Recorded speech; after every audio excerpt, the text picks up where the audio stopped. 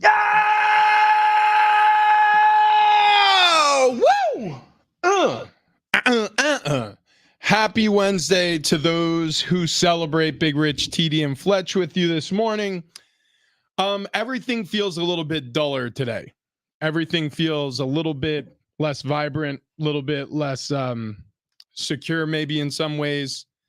Everything definitely feels like a haze of gray has beset each conversation I've had, certainly over the past 24 hours or so. Really, it hasn't been 24 hours, but since we learned of the passing of Peter Seidler.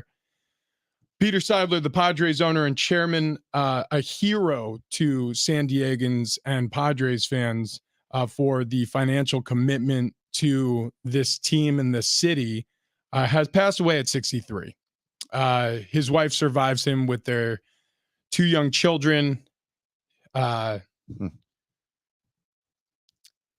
Peter was a great man. Man.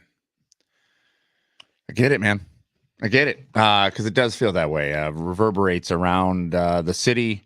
Obviously, here at a sports station, the Padres are a massive part of our identity, who we are. We have joked about Peter Seidler, yet being half serious as well. They need to erect a statue of this guy. We created a bit around a mustache because it was part of this man's, I wouldn't say identity, but the look, at least, as we watch him walk off into the sunset here. But a guy that did a lot for this city. Nobody wanted to see this city win more than Peter Seidler. And I don't just mean as a Padre. I don't just mean the Padres. I mean the city itself win. And he was not afraid to take chances. He was not afraid to spend his money. When he purchased the Padres team, I don't think he purchased it because he thought, this is what I'm going to do to cement a legacy and make a lot of money for my family. I think he did it because he truly wanted to bring a championship to this city. And I think that what he has started, it will continue. And a championship will come to this city, and Peter's dream will be realized. Yeah, I truly hope you're right. It certainly was his goal. It certainly was his stated goal when he first began making these splashy signings and commitments to the payroll. His thought process, and he expressed it, was the 2020s are going to be about winning championships. So he made no bones about it, and he made a few enemies for it. I think there were a lot of owners in Major League Baseball quietly who were absolutely furious with that decision to take a quote unquote small market team. And we know what that means. It just means, other owners who are in markets that are similar size to San Diego, lacking the interest or enthusiasm or the audacity to dream bigger for those places, or to maybe cut into their revenue short-term for long-term success like Peter Seidler was willing to. And many of them publicly criticized Peter Seidler for that commitment, very much so publicly. And it was to the embarrassment, in my opinion, of Major League Baseball that these owners would look at one of their own trying to better the situation for the city and the fan base that the team represents. But Peter went by the beat of his own drum. Mm-hmm. He took the path less traveled. And I'm having a hard time with it because I consider him a friend. I got to know Peter personally, much more so over the past handful of years. He's welcomed me to the stadium and his office for coffee. And I've had many personal interactions with Peter Seidler, and I can promise you every single one of them was positive. And also, interestingly, I would always walk away thinking I didn't ask him enough questions. And it's because he had this abundant curiosity. He wanted to know all about you, all about what you thought. He was curious about where you came from, how you got to where you were, your thought process on things. Yeah, we talked baseball, but I remember saying to myself, one of our meetings, I was like, I didn't ask him a single question. And I feel like I spoke the entire time. So it was either all about me or all about my opinions, because he couldn't get enough. He was like a sponge. He would soak it all up. There was a childlike wonderment to him where life, he was enjoying life differently than the rest of us. And maybe that's because of his brushes with his own mortality, cancer scares, and then obviously the inevitability of the illness that he was stricken with recently that took him. But if everybody can live their life, dang. If you could try to live your life a little bit more like Peter Seidler, then you're going to live a better life. I can promise you, because he just seemed to love to be here more than the next guy. Tell you what I really appreciate about Peter, both as a man and as an owner, is he had the most IDGAF attitude of any owner that I've seen in sports, especially here over the last, 5-6 years since he's taken full control over the Padres. And that's maybe that is due to Rich, like you said, his brushes with mortality in the past. But I just love that he was selling all out, and he is without a doubt the best owner in San Diego sports history. And a common sentiment I saw online last night wasn't just about Peter's ownership of the Padres, wasn't just about his relationships across this city, but was about his passion to solve big issues in this city. One of them being the dumpster fire that was the San Diego Padres for a long time. One of them being the homeless situation. Now, we have the link up on San Diego Sports 760's Twitter account, but the Lucky Duck Foundation, man, if you feel compelled to donate from the last couple of days after learning about Peter's passing, that is something he was incredibly passionate about and put in the groundwork on, and something that will hopefully be a long-lasting memory for his life, and something that we can do now to make things a little bit better, because it was a fight that he started, and now it's a fight that's on the city of San Diego to kind of pick up and keep going. And I feel very similarly about the Padres. This is something that he started. And now next year, I'm sure the Padres will be wearing a PS on their arm sleeves for the entire season. And what can you do to go out and win one for Peter? Well, because clearly he wanted this to happen before he passed. It's interesting you phrase it that way. This is what he started, because I remember during Game 3 of the NLDS last year, the Padres were on their way to beating the Dodgers and advancing to the championship series. And I'm just admiring the crowd. I'm having a quiet moment to myself, by the way. I'm sitting by myself at the time, and he comes over, he slaps me on the shoulder, and he sits down directly to my right. And I was like, buddy, look what you've done. And I'm just gesturing around the ballpark at Petco Park and just in awe of the scene. Just people milling about. It was in between innings. They're getting ready to cheer on their squad again. And he goes, I didn't do anything. This is what all they did. And that stuck with me. I remember coming to the radio show the next day and talking about it. He really truly felt like there's something special in this city, and you just have to unlock it. Like you have to believe in it. You have to breathe life into it. Something that happened in the late 90s that hadn't occurred here since. And now I'm hearing all these different retrospectives, obviously, since the news of his passing, where people are talking about he would watch old film from the newsreels when the Padres were on a heater back in the late 90s to just try to get an idea of what it was like, what this city was like. He would talk to native San Diegans, and he would pick their brains about what's important to them as a lifelong Padre fan.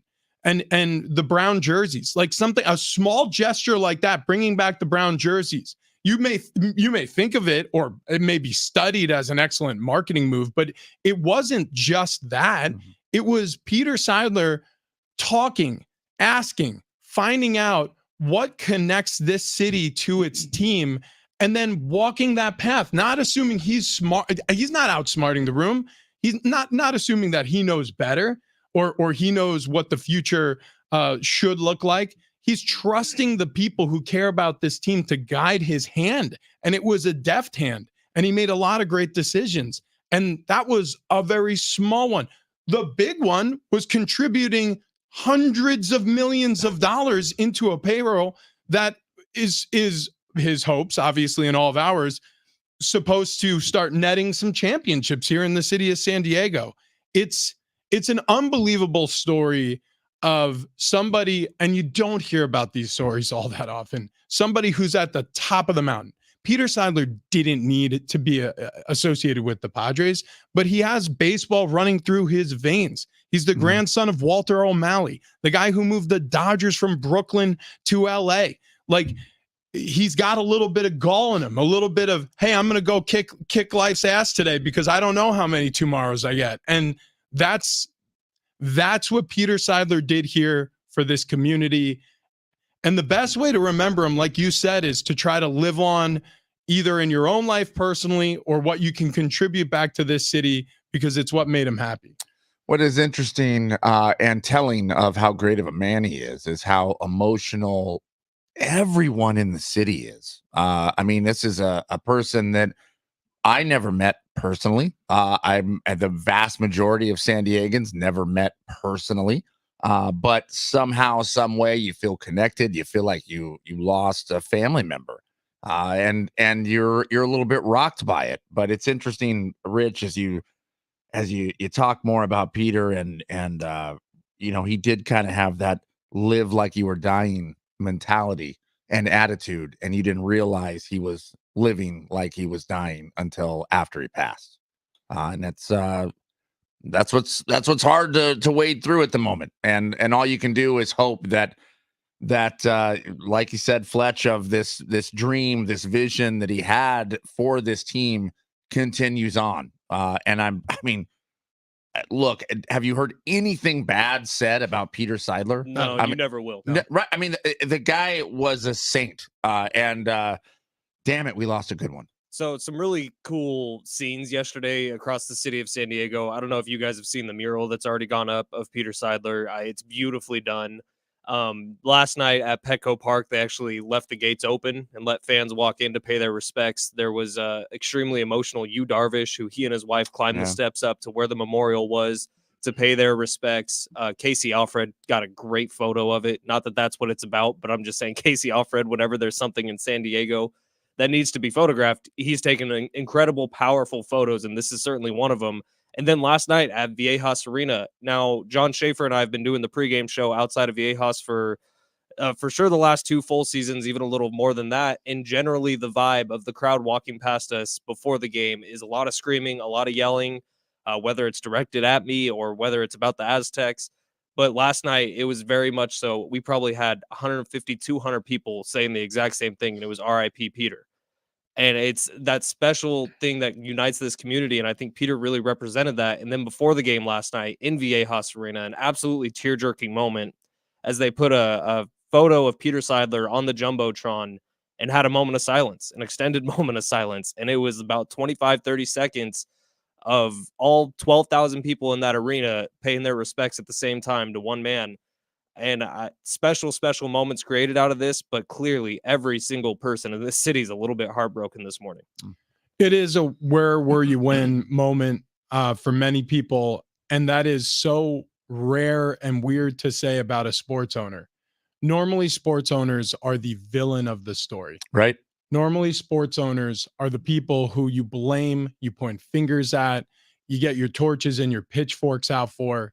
Instead, people are beside themselves with sorrow, and they're throwing flowers at the doorsteps of Petco Park because you feel a little bit more lost today than you did yesterday. Peter was a light. Peter Seidler was a bright, shining light, a beacon of hope in a lot of ways for a lot of people who looked at this team and said, we'll never be like those other cities. Especially like the older brother, it feels like the dragon, as he described it, up the I-5, right? Looking to slay that dragon, the Dodgers. It always felt like we were playing second fiddle to them. And he gave us legitimacy as sports fans. It made you feel good to be able, I don't know, whether it's in pleasant conversation or unpleasant conversation with fans of other sports teams, to have those bragging rights, to be able to say, yeah, well, we got a guy.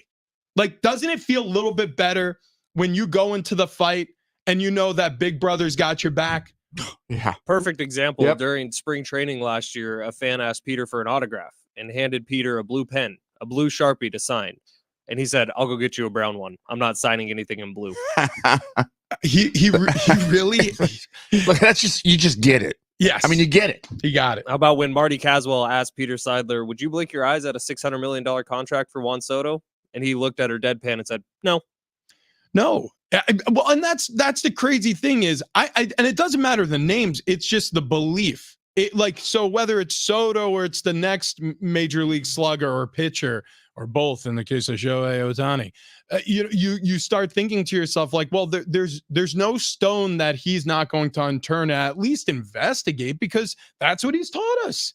I mean, every single year, I honestly felt the bizarre internal struggle with, wow, that is a shocking signing, whether it was the Manny Machado or the Fernando Tatis contract or the Xander Bogaerts signing, or even some of the amount of money he's given recently to starting pitching here. I would see these contracts and there would be a part of me like, whoa, what a gift to have an owner like this. And also a little bit in the back of my mind, like he's a little crazy. He's got that IDGAF attitude. Yeah, that's what I'm saying. If he's you remember, a risk taker. Chuck it in a year ago, the MLB GM meetings, they were here in San Diego, downtown, and somebody told Darren Smith when Darren was asking about, well, what are the Padres going to do this offseason? Like, they just keep giving out these $300 million contracts, and someone told him, I will never be shocked to be surprised by the San Diego Padres ever again. I love that. And that was Peter Seidler. You'd never be shocked to be surprised about him. Look, when I first moved to San Diego, and it wasn't that long ago, we're talking 6-7 years ago, Petco Park was empty. Petco Park had zero buzz behind it. Eric Lauer was your opening day pitcher. Peter Seidler changed that and made this team, and I know this year was disappointing, but he made this team into a legitimate championship contender. And you see the emotion from you, Darvish, yesterday. You know about the relationship Manny Machado has not only with Peter Seidler, but his family. Peter's a different type of owner, man. Mm-hmm. This is not the Dean Spano style of ownership, and I hesitate to even put the two in the same breath. But this is not a Josh Harris type of ownership who, with the Oakland A's, who this would be a very different situation had this happened to either of the two of them. Well, but this is Peter Seidler, and this entire city hurts today. Absolutely. And it's okay to put him in the same breath, because when you're putting him in the same breath, Peter Seidler, we just said, I mean, it's the guy that gets it. He's the guy that got it.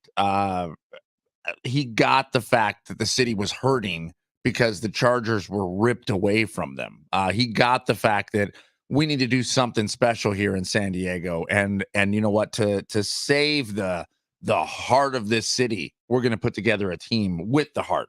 And I mean, God,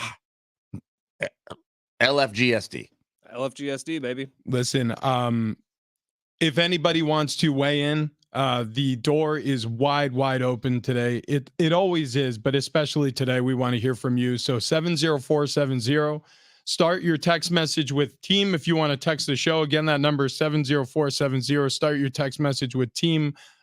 We would love to hear from you. Also call in. The phone lines are open. We have a couple of giveaways. We'll get to all that nonsense later on, but 844-570-1360. If you want to talk about what Peter Seidler meant to you personally as a Padres fan or a community member, we would sure be glad to hear from you. 844-570-1360. And we know a lot of you out there have personal stories of Peter. Peter is notorious for just walking around the spring training ballpark and talking to fans. Peter is notorious for walking around Petco Park and talking with fans. We see those pictures.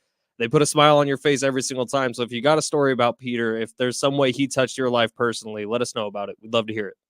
This from MLB Commissioner Rob Manfred. I'm deeply saddened by the news of Peter's passing. Peter grew up in a baseball family, obviously speaking about the O'Malleys there, and his love of the game was evident throughout his life. He was passionate about owning the Padres and bringing the fans of San Diego a team which they could always take pride. Peter made sure the Padres were a part of the community solutions in San Diego, particularly with the homeless community, obviously serving on the board of the Lucky Duck Foundation. As mentioned, we put up a link on San Diego Sports 760's Twitter page, or you can find it on x.com.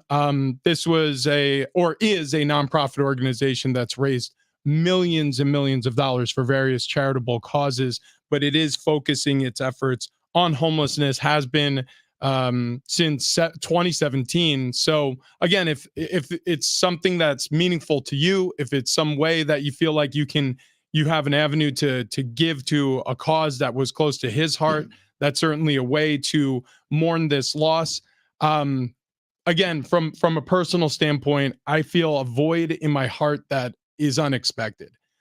Yesterday, upon learning the news, like many of us on Twitter, and then getting a text message from Ben, and we had a short group chat about it. And I sat in the front seat of my car outside a shopping center for a lot longer than I thought I'd needed. It's a very strange feeling because again, this isn't somebody who I knew like family, but it's somebody who I became a buddy of, friends with. He interrupted a golf game of ours one time. He did, and it was when I first joined the show. We were, together just a couple weeks, and we're out on the golf course. Phone rings, and you're like, "Oh, let me grab this." And you said, "I think Fletch said, who is it?" You're like, "It's Peter," and you thought it was some other Peter. You were on the phone for 15, 20 minutes, probably. We went through, I think, a hole and a half. And then, yeah, you never did putt that ball. Yeah, you never did. You never did. I think I might have left. But I remember when you hung up and you said, yeah, that was Peter. And I was like, Peter who? And you're like, Seidler. I'm like, you're on the phone with Peter Seidler? And the very next thing you said was, he is such a great dude. Yeah, it's just it baffled me how somebody could be in that situation, obviously have so many people relying on him and have so much to do, but take time out of his day to, I don't know, spend time yucking it up with an idiot on a golf course. Like it just everything he did felt genuine. It felt authentic. It felt like he was just living the life as what he thought he should be and not what he thought anybody else thought he should be. And that included the rest of Major League Baseball because he made a lot of controversial decisions as an owner and that benefited all of us greatly here in San Diego. And again, if you missed it, at 63 years of age, we've lost Peter Seidler. May he rest in peace. The chairman of the Padres has passed away. And so again, phone lines are open, 844-570-1360. If you want to call in all day long, that is going to be available to you. Again, the text line, 70470, start your message with team. If you want to express what Peter Seidler meant to you. Quick congratulations to Peter Seidler, by the way. Today's obviously going to be a tough day for a lot of San Diegans, but mission accomplished, pal. And I know the goal of your mission was to get a World Series to the city of San Diego, but in 2023, 3,232,310 San Diego Padre fans walked through the doors of Petco Park. That is a franchise record. It was an average attendance of 40,915 per game. That's a nearly sold out Petco Park for every single home game this season. They didn't win the championship, Peter, but you got an entire city absolutely fired up about the boys in brown and gold. And I give a lion's share, the majority of the share of the credit directly to Peter Seidler. We'll miss you, bud.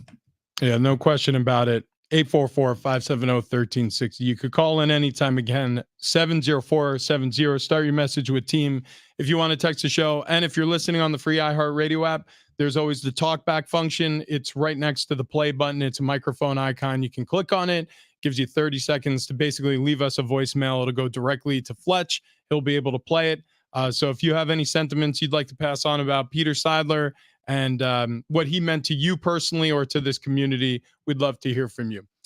Look, if you're looking for a world-class dentist where all procedures are done in the same office, state-of-the-art technology, look no further than my dentist, Jordan Colby of Ocean View Dental. He can give you teeth in a day plus a winning smile. Now, oceanviewdental.com is where you go. I really didn't know where to go. To be perfectly honest with you, this was all based on suggestion for me.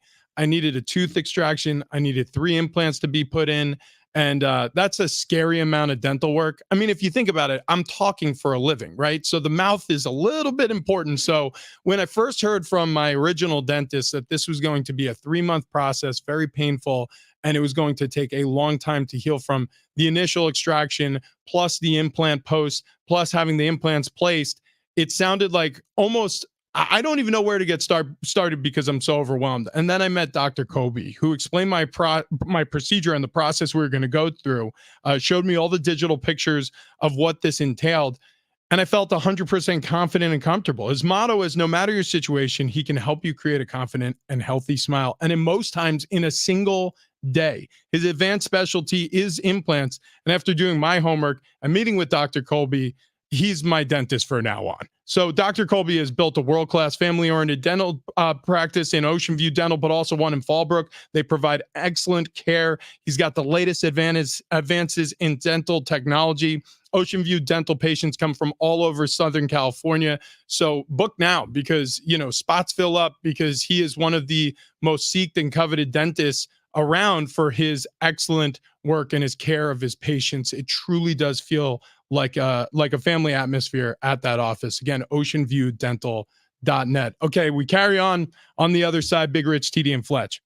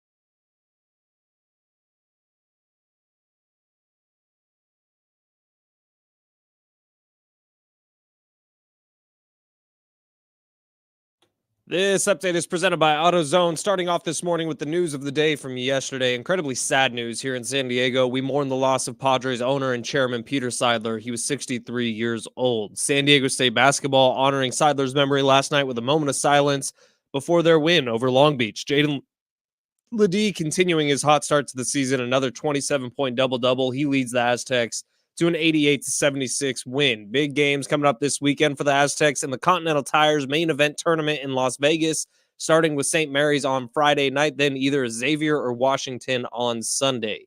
In the NFL, breaking news as of this morning, Cleveland Browns quarterback Deshaun Watson will miss the rest of the season after getting shoulder surgery that got fractured in the Browns' 33-31 win over the Ravens on Sunday. Starting Stronger starts at AutoZone, where they've got battery solutions in the form of free battery testing, free battery charging, and replacement batteries that fit your needs. That's what makes them America's #1 battery destination. Get in the zone, AutoZone.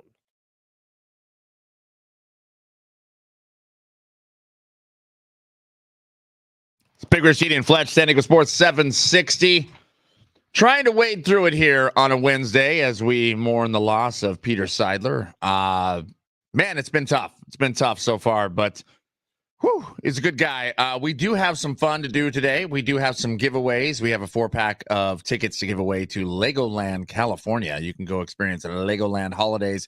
That's happening starting this Saturday, I November believe. 18th. There we go. Through January 7th. Festive characters, shows, food, snow, and more. Visit Legoland.com/California for details. I didn't realize you put that in there already. You're welcome. I didn't see it. So if you Tried to do it by memory.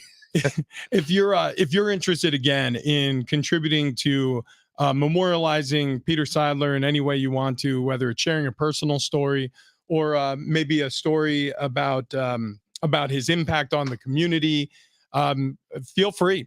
70470. Start your message with team. You certainly can call the station here at any time. 844-570-1360. We'll answer all phone calls today.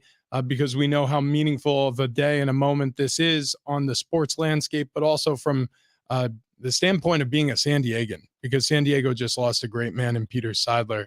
And we know today's tough for a lot of people, and yesterday was certainly tough for a lot of people. But in the few interactions I had with Peter, and I got to talk to him a handful of times, the dude was smiling every time we saw him. Yep. So that was also a sentiment yesterday across social media, was that he's one of the most positive people you would ever meet. So you could think back on his life in a positive way, because that dude lived, man. There's no question about it. Over the course of my career, I played for a couple of sports owners, team owners, I should say. And, the likes of Dean Spanos, very different feeling from Peter Seidler. The Bidwell family, didn't get to know them as well. I was only with the team for about 9 months, just a single season before moving to San Diego to play with the Chargers. But I was drafted by Bob Kraft. He was one of the first voices I spoke to on my draft day back in 2009. Alongside him, obviously, Bill Belichick.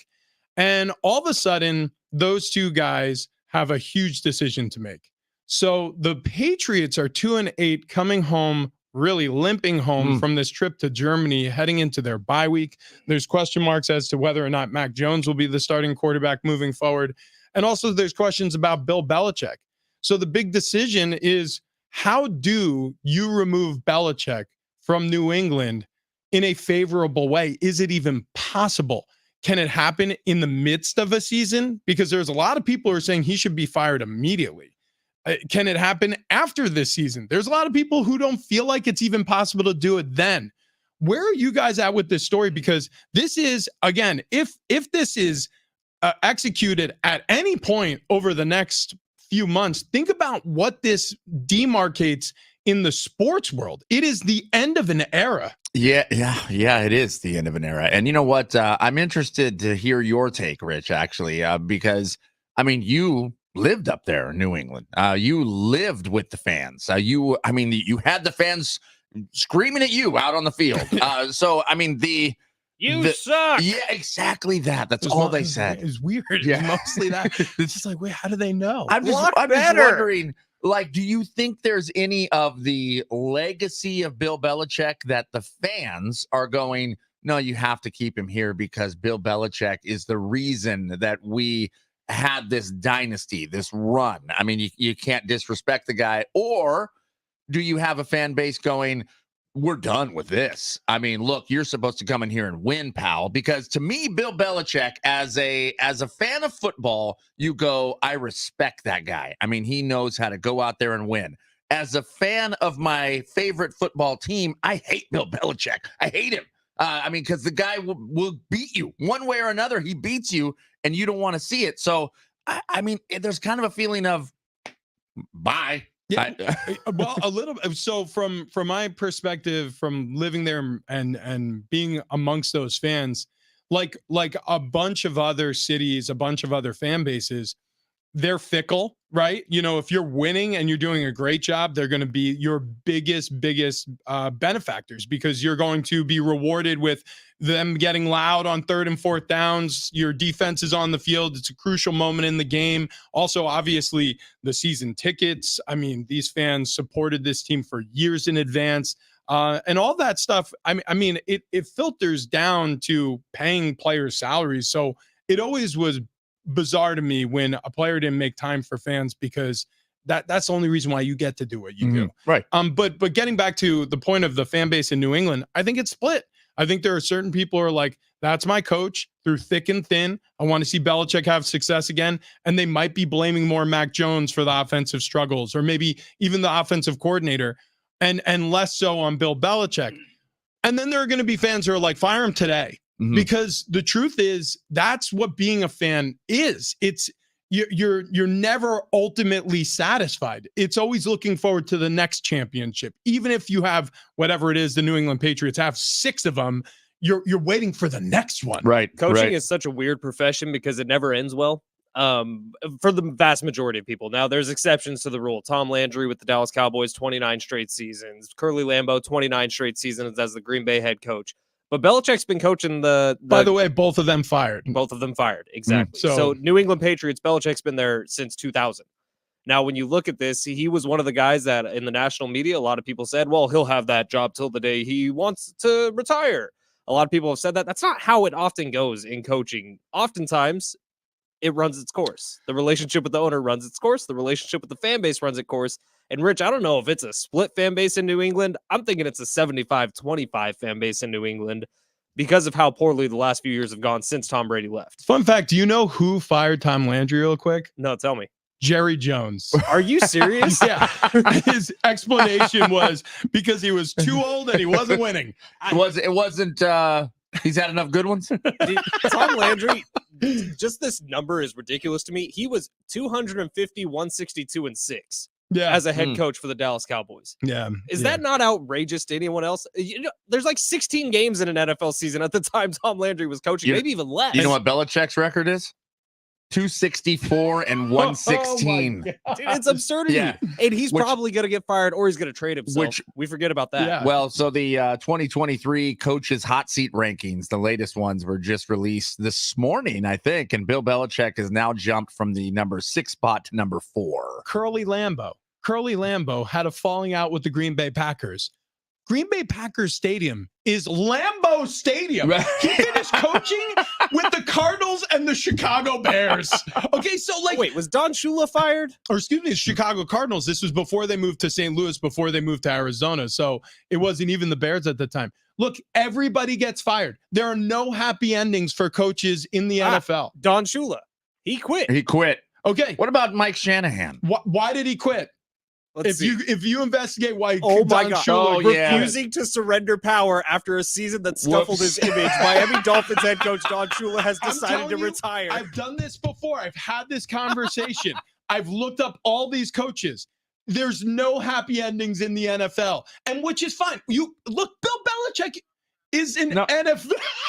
Yeah, Mike Shanahan fired as well. I didn't say that on air, but that was a really funny joke. I'm finding myself. It was. Apparently, Bill Belichick already knows where he's going. That's according to Dan Orlovsky, who was on the Pat McAfee show. He dropped this little nugget on us. Oh, just run out of an end zone, Dan Orlovsky. Wasn't he the guy that did that? Yes, it was him. You have that sound? Oh, no, I thought you were pulling it up. Yeah. I was like, I don't know what we were doing now. I was Fletch says that funny thing, and I go, yeah, you're right. I'm waiting to hear Dan. No. So, anyways, yeah. By the way, and that is true. Dan Orlovsky is famous, like the most. Imagine this, and he has a good sense of humor, buddy. Like he is famous for running out of his own end zone with the Detroit Lions, and there's a lot of people who are just like, "Yo, like, why should I listen to you? You don't even know where the end line is." Heard that.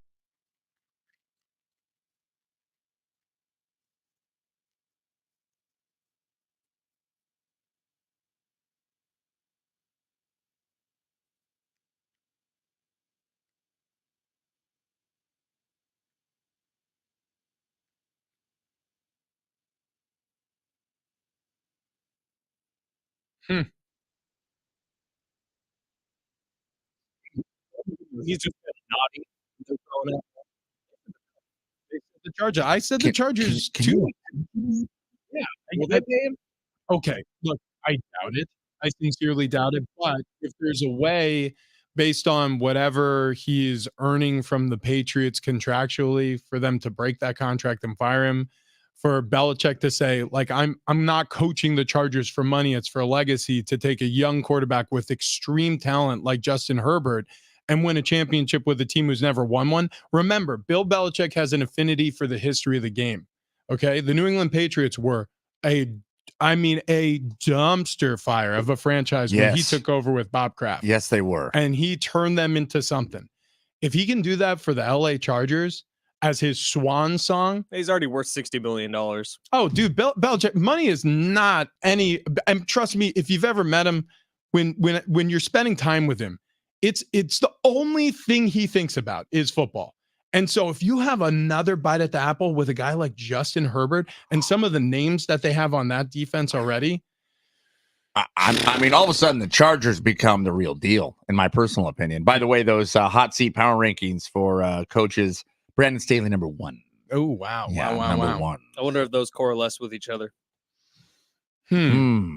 Like It's a little easier things that make you go. It's a little easier to fire Brandon Staley when you know what's on the other side. Yeah. By the way, Tom Telesco's been there a long, long time. If you Long, want long time. Belichick to come in and be the GM and the coach, Yeah.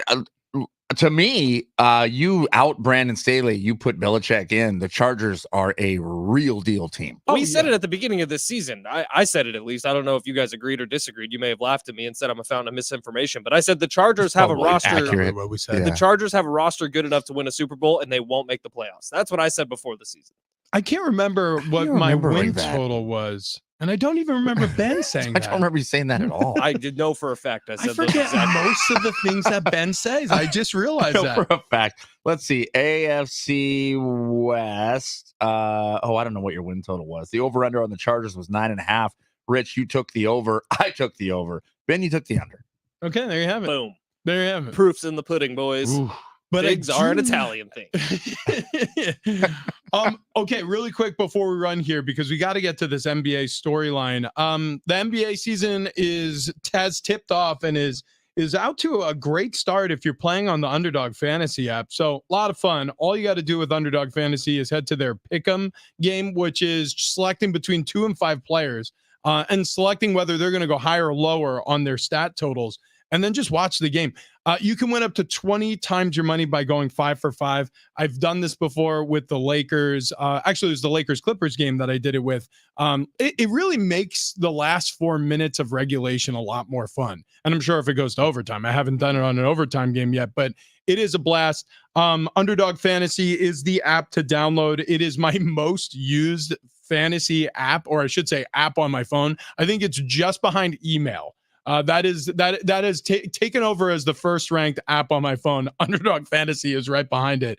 And here's why, because if you go to their easy to use app and you sign up for the first time, you can get your first deposit doubled up to $100. So if you put in $10, it turns into 20. You put in 20, it turns into 40. You put in 50, it turns into 100. You put in $100, they'll match it and they'll put $200 in your account for you to play. So new customers will also get a mystery special pick live in their Pick'em lobby. That's Underdog Fantasy, promo code XTRA. Deposit $10 or more. Get that initial deposit doubled up to $100 plus that special pick. Must be 18 plus and present in the state where Underdog Fantasy operates. Terms apply. Concern with your play. Call 1-800-GAMBLER or visit ncpgambling.org. Okay, coming up next, there's a new way to load manage in the NBA, and it's a bizarre one. That's next.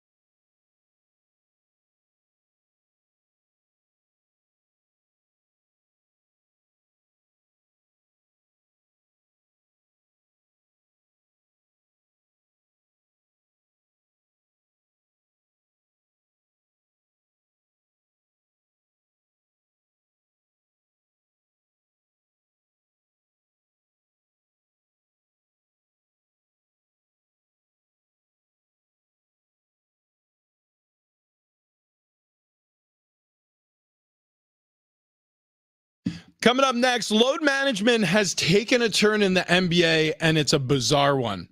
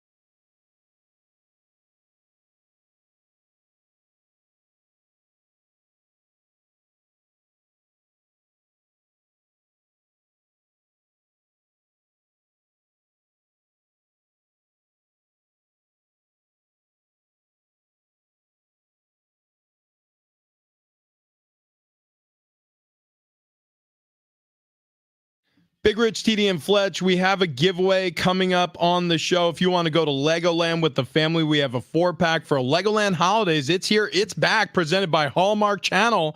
You can celebrate from this Saturday all the way through January 7th with festive characters, shows, snow, and more. Visit legoland.com/California for details. Also, if you're listening on the free iHeartRadio app, we appreciate it. Best way to listen to the show. Download it if you don't have it, completely free. You can listen to music as well. And if you like the show, share the link. Best way to support the show. So we are holiday playlist, by the way, on the free iHeartRadio app. Yes. Like Travis Dale frequenter. We've been that is not a lie. We've been jamming, and I mean jamming, to Christmas music in our house nightly with the Ornberger kids. They're into it. Santa's coming. Dude, our freaking Christmas tree's already up. As is ours. Why are you upset about that? As is ours. Doesn't that bring you hope and joy? Yeah. Ben looks like a broken man. It does. Why? Why are you so unhappy? I'm very tired. Yeah, I got that. You are usually a bastion of positivity, also a fountain of misinformation. You know what I did like? Bastion of positivity. Yeah. So yesterday, and I admittedly was already asleep when you sent this text. You sent a text saying, hey, when you get up, can you guys text me to make sure I'm up? I just got home, and I saw it at like 1 o'clock in the morning. I was like, oh man, what time did he get home? 10. What time do you guys normally go to sleep? Like 11? What the hell? 11:30. Here's what my night looks like. I'm conked at 9. So 8:30, I should say in the 8 o'clock hour, I'm usually climbing in bed with the kids, reading a story, falling asleep in there, and then crawling quietly over bodies to get out of the room into my own bed. Oh, so parenthood. Just wait. Yeah. If you like owning a puppy, start making people. Anyways. I love that dude. He sleeps like 16 hours a day. Yeah, your children will not. No. Which, by the way, congratulate. There's no baby. No Are baby. you sure? Okay, none. We're just making. Did you guys at least try last night? Could we get like a play-by-play? No, I'm kidding. Listen, the in-season tournament and the NBA is off to the races, guys. Nobody knows how it works. That's fine. Everyone knows how it works. No one knows how it works. It's easy. In fact, Steph Curry. This is the dumbest take you guys have. Steph Curry is, first of all, it is not. It is the majority take. Majority of people have no idea how this works. Steph Curry is now asking fans to read about it. No, he was asked last night at his press conference. Now, he didn't play in the game last night, which is part of the reason why everything went to hell. But he was asked about the in-season tournament. Like, reporters have asked Damian Lillard about it. He was like, I don't even know what's going on. What was the what was that guy's name? Bones Highland. Yeah. They asked Bones Highland about it. He's like, I'm going to be honest, I have no idea what the in-season tournament even is. Steph Curry was like, it's pretty simple. There's 6 groups. The winners in the wild card gets to the knockout round. The knockout round goes to the championship game. Like, that's what it is. Yeah. I understand that part of it. We already covered. Yeah, I understand that part. Where the confusing part if you is, read for 2 minutes, you understand what it is. Okay. Here's the problem: did you know last night there were going to be in-season tournament games? No. Okay, Yeah. see, that's the problem. Because I don't care about the NBA. Playoffs are. It's a secret. I know when the NFL playoffs are. I know when the NHL playoffs are, even though I don't even watch them that much. But I'll tune in occasionally because I know they're on. I have no idea what the in-season tournament is. So the NBA's answer to load management to make sure that every player is going to play is, we're just not going to tell them when the in-season tournament is, so they'll have to play all the time. So I think that is part of this, and I think what happened last night, speaking of load management, almost had nothing to do with the in-season tournament and had everything to do with Steph Curry missing the game due to injury. So I'm assuming Draymond Green thought they were going to lose to the Wolves, and so he took it upon himself to getting in a fight immediately. Like, he got in this giant fight with Rudy Gobert. I mean, like headlocks. Okay, so check this out. They were ejected in less than 2 minutes. The close-up of Draymond Green's eyes, he had murder on the brain. Yep. Okay. And I got to tell you, I'm actually a bigger fan of the NBA now. I want more of that. You know what? Honestly, if you need the night off, I expect you to fight for it from now on. Did you see Rudy Gobert's quotes after the game? What did He he said say? every time Steph misses a game, Draymond does something to get ejected. Dude, so he, I turned on the game for a second. I'm like, wait a second, they got ejected. What did I miss? what did I miss? And so I'm like flipping back, like the whatever it is, the recording, and I'm like, oh wow, I'm like, that's crazy that fight happened. I didn't watch the rest of the game because guess what? Now Curry was out, Thompson was out, and Draymond Green was out. I'm like, this game, but dog me. He was also going after the wrong guy. Rudy Gobert was trying to break stuff up, and Draymond goes and throws him in a chokehold. Guys, this is the in-season tournament. How did you turn this game off? It's a good point. Yeah. It's a good point. All you got to do is read about it. Did we know?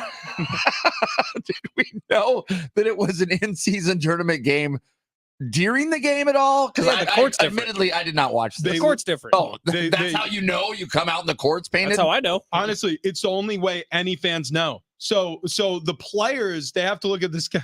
Wait a second. What did you just pull up? This was some leaked photos of Kourtney Kardashian and Travis Barker, their pregnancy photos. I expect us to see this from the Fletcher household. Okay, dude, I'm not kidding.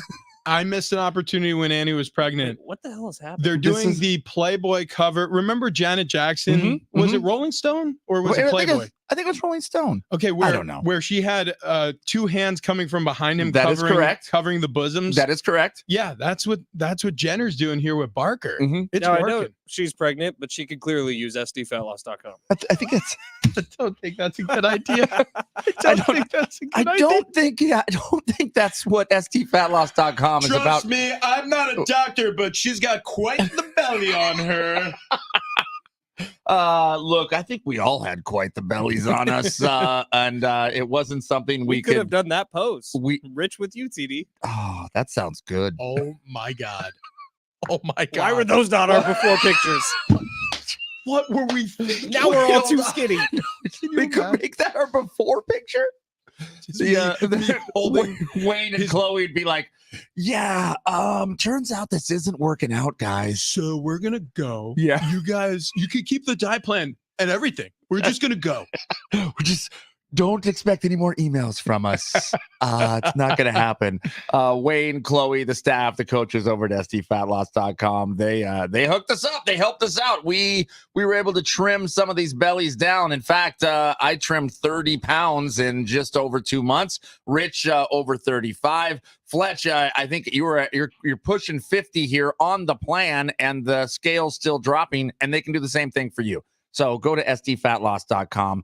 You got nothing to lose here. Nothing, because the consultation is absolutely free, and they will set you up. They will look at you. They will look at your body. They'll look it up and down. They'll check every inch of it. No, they will look at you and put together a plan that works best for you. How to lose weight the healthy way and how to lose weight fast. So go there right now. You don't have to exercise. You don't have to count points or calories, drugs, injections, none of that stuff. They're just going to do the healthy way to lose weight fast. sdfatloss.com. sdfatloss.com. Let them look at your body. Okay, coming up next, the Dallas Cowboys and Poison. What do they have in common with each other? Actually, it's Whitesnake. Yeah, the Dallas Cowboys. Wait, he wants us to break so bad. Yeah, all That's right. Def Leppard. Damn it.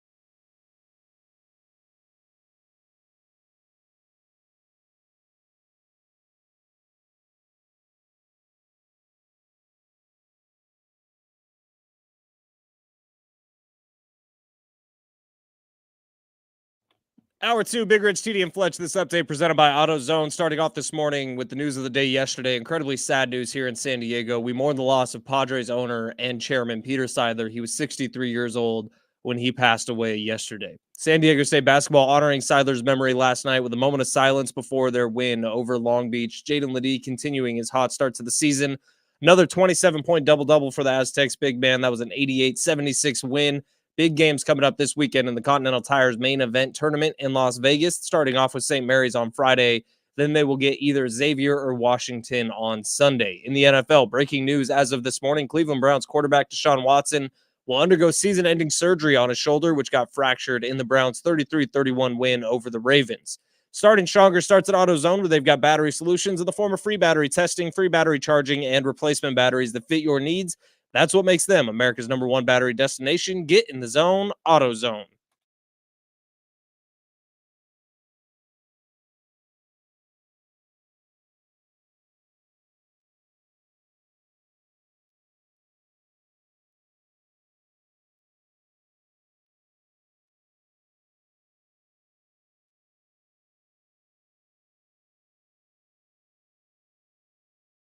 Yeah! Woo! Happy Wednesday to those who celebrate. Big Rich, TD, Fletch with you. It is a somber Wednesday. We are trying to laugh a little bit, have our normal fun, but just sort of hanging there in the ether is the fact that Peter Seidler, the news of his passing, it just wafts past your consciousness here as the day continues. And it's a strange feeling because a little bit lost is how I would describe the sports scene here right now. You know, a little bit leaderless. It definitely felt comfortable having somebody who cared as much as Peter and who contributed as much as Peter did at the top of that one remaining major sports franchise here in this city. And now there's a lot of question marks left, but that's the business side. I think the greater loss, the majority of the loss is being felt because what Peter Seidler meant to this community is so much more than a sports owner. Serving as a chairperson on the Lucky Duck Foundation, his work trying to help the homelessness situation here in San Diego, the generosity and the kindness that he's shown through his philanthropy, but also just in his time, which is our most valuable resource. And no better reminder of that than a 63-year-old man taken too young. He spent time with people. Time. Mm-hmm. It's all we have. Like at the end of the day, when you're laying on your back and you're saying your goodbyes, you're not going to wish for more money. You're not going to wish for new gutters on the house. You're not going to be worrying about what car is parked outside in a parking spot somewhere. You're going to be wishing for more time. And that guy gave his time to this city. He would stop and talk to fans. He would take time to meet with true native San Diegans and pick their brains and find ways to connect himself and this team to the city. He would go back, again, hearing some of the people's retrospectives about Peter Seidler, who go back and look at film and study film from newsreels that are available from when the Padres went on the run in the late 90s and went to the World Series, just to try to attach himself to those moments and say, how can we recapture that? And so that was his career's effort, especially toward the end here. And it was done so, I don't even know how else to describe it than masterfully. You know, there's no script to life. You know, you just sort of make it up as you go, but it felt like a deft hand was leading us. And then unfortunately now, a life snuffed out too soon, there is a crater in the hearts and the minds of San Diego Padres fans and San Diegans in general, because a community member who meant so much to us is gone. Mm-hmm. What's amazing about Peter Seidler is so many owners are businessmen first. So many owners care about the bottom line, especially in sports. Peter Seidler, I do think, he ran the Padres organization as if he was a crazed fan. And he had the pockets deep enough to make sure that he could try to get this team that he loved so much to be a competitor. And I do think that that's going to live on. You talk about culture creation in sports. It comes from the top down. Peter Seidler all of a sudden has created a culture in San Diego of competitiveness. He's created a culture of a wild party at Petco Park every single time. 3.2 million fans walking through the gates at Petco this season. And that stuff isn't just going to go away with the passing of Peter Seidler. He said it earlier this year that the Padres are going to stay in his family for generations to come. And I truly hope that Peter Seidler's style stays in the San Diego Padres organization for years and years and generations to come. Yeah, same. Yeah, that's it's I mean, what do? You cross your fingers now, you hope. But you remember a guy that literally at the start of the season we were half joking we should get Peter Seidler jerseys. And what's incredible to me, what I find heartwarming and endearing about this guy that we're holding up so high is if I had a Peter Seidler jersey, I'd wear it. I mean, I'd wear it for life. And it's a jersey that you would never, ever, ever be ashamed to put on. Because this guy was such a fantastic individual and meant so much to the city of San Diego. And let's be honest, people were upset with how the Padres season went this year. I certainly was. And I think a lot of fans were. But this is kind of a moment yesterday where you're like, oh, well, next year we're going to win this for Peter. But I mean, upset about this season, was there ever a moment that you went, this is Peter Seidler's fault? Never once. That never crossed my mind. In fact, think about what's happened over the last 5 years since Peter took true ownership of this Padres team and Ron Fowler stepped away from the team. Think about the amount of money that's been dedicated to winning a World Series, and that comes from Peter Seidler, which gets back to my point of him owning as a fan, which is one of the coolest and highest compliments I can give the guy as an owner of a sports team, is that he truly ran it with every intention of winning a World Series. And text line's lighting up, by the way, 70470. Start your message with team. A lot of our listeners are weighing in. You can too. Again, that message line is 70470. Start your text message with team if you want to text the show. There is one from the 913. Would be cool to buy a personalized Padres jersey with the number 1 and customize the last name to say Seidler. That would be a big hit for a Petco Park game. How about this? As a state of the team, from a texter from the 619, as if the state of the team was bad enough, now we lose Peter too. So sad, so heartbroken. The uncertainty mounts. Rest in peace, Papa Pete. I mean, it's just an outpouring. We are inundated right now with text messages, and we'll try to get to many of them throughout the show. 70470, start your message with team. We also have the talkback function. Ben is going to be scrolling through those as the day continues. If you don't know what we're talking about, free iHeartRadio app. If you don't have it, download it. There's a little microphone icon next to the play button when you listen to our show. You can record yourself on a talkback, and then you have the option to send it to us. If you send it to us, we can play it on air, or you could call 844-570-1360. The phone line is open all day long. If anybody out there is grieving and they want 3 knuckleheads to talk to about it, we're here for you because we're feeling it too. A major loss losing Peter Seidler, chair and owner of the San Diego Padres at 63. The news broke yesterday. This text from the 619 is perfect. Peter Seidler made the Padres relevant as much as Major League Baseball did not want them to be relevant. He fought the narrative, made them relevant. Rest in peace, Peter Seidler.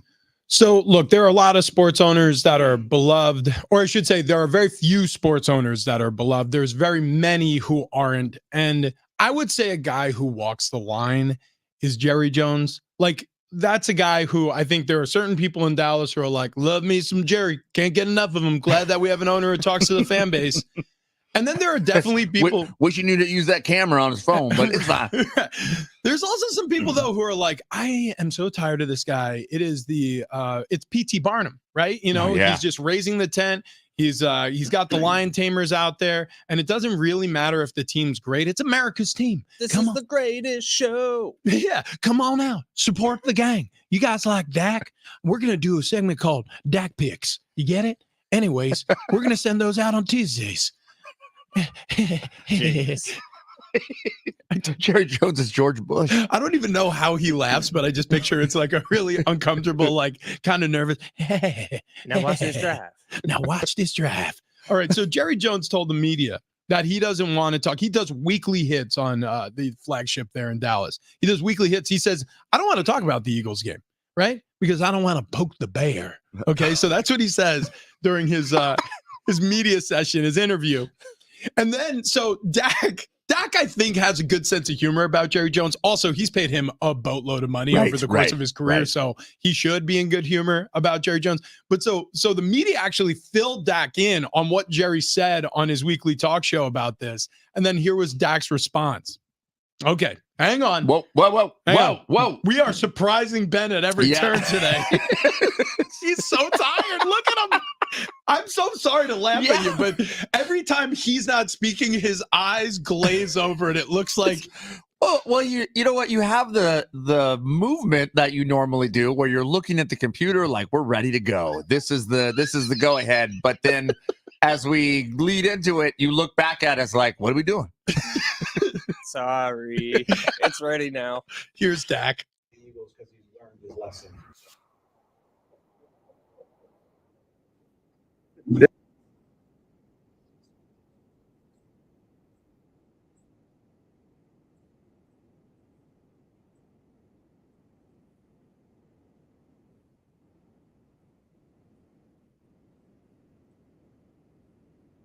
And then the rest is really kind of funny. But like, pour honey on me. Yeah. If I'm ever in a fight with a bear, pour honey on me.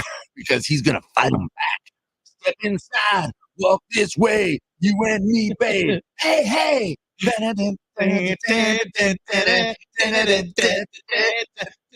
Sugar, sweet.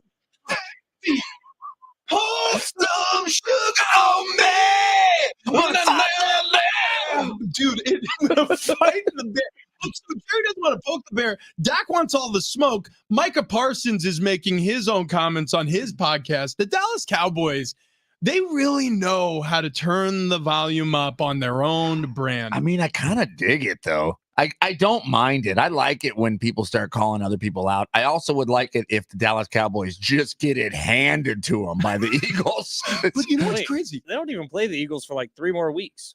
Well, this came up that I don't know. Well, yeah, you're right. They play them the in Panthers, December. the Commanders, the Seahawks, then the Cowboys. Yeah. Wait, who do the Eagles have this week? It's a good game. Is it Chiefs? It is Chiefs. Yeah, Eagles, Chiefs. That might be the Sunday night. No, it's a Monday nighter. Oh, it's the Monday night. Eagles, Chiefs is Monday. But so what's interesting about this is, so they know how to turn up the heat. So obviously, he's asked a random question on a sports talk show. Jerry answers the question. Dak goes to the podium, answer. So now you have 3 guys, Micah Parsons included, all talking about a game that's not until December.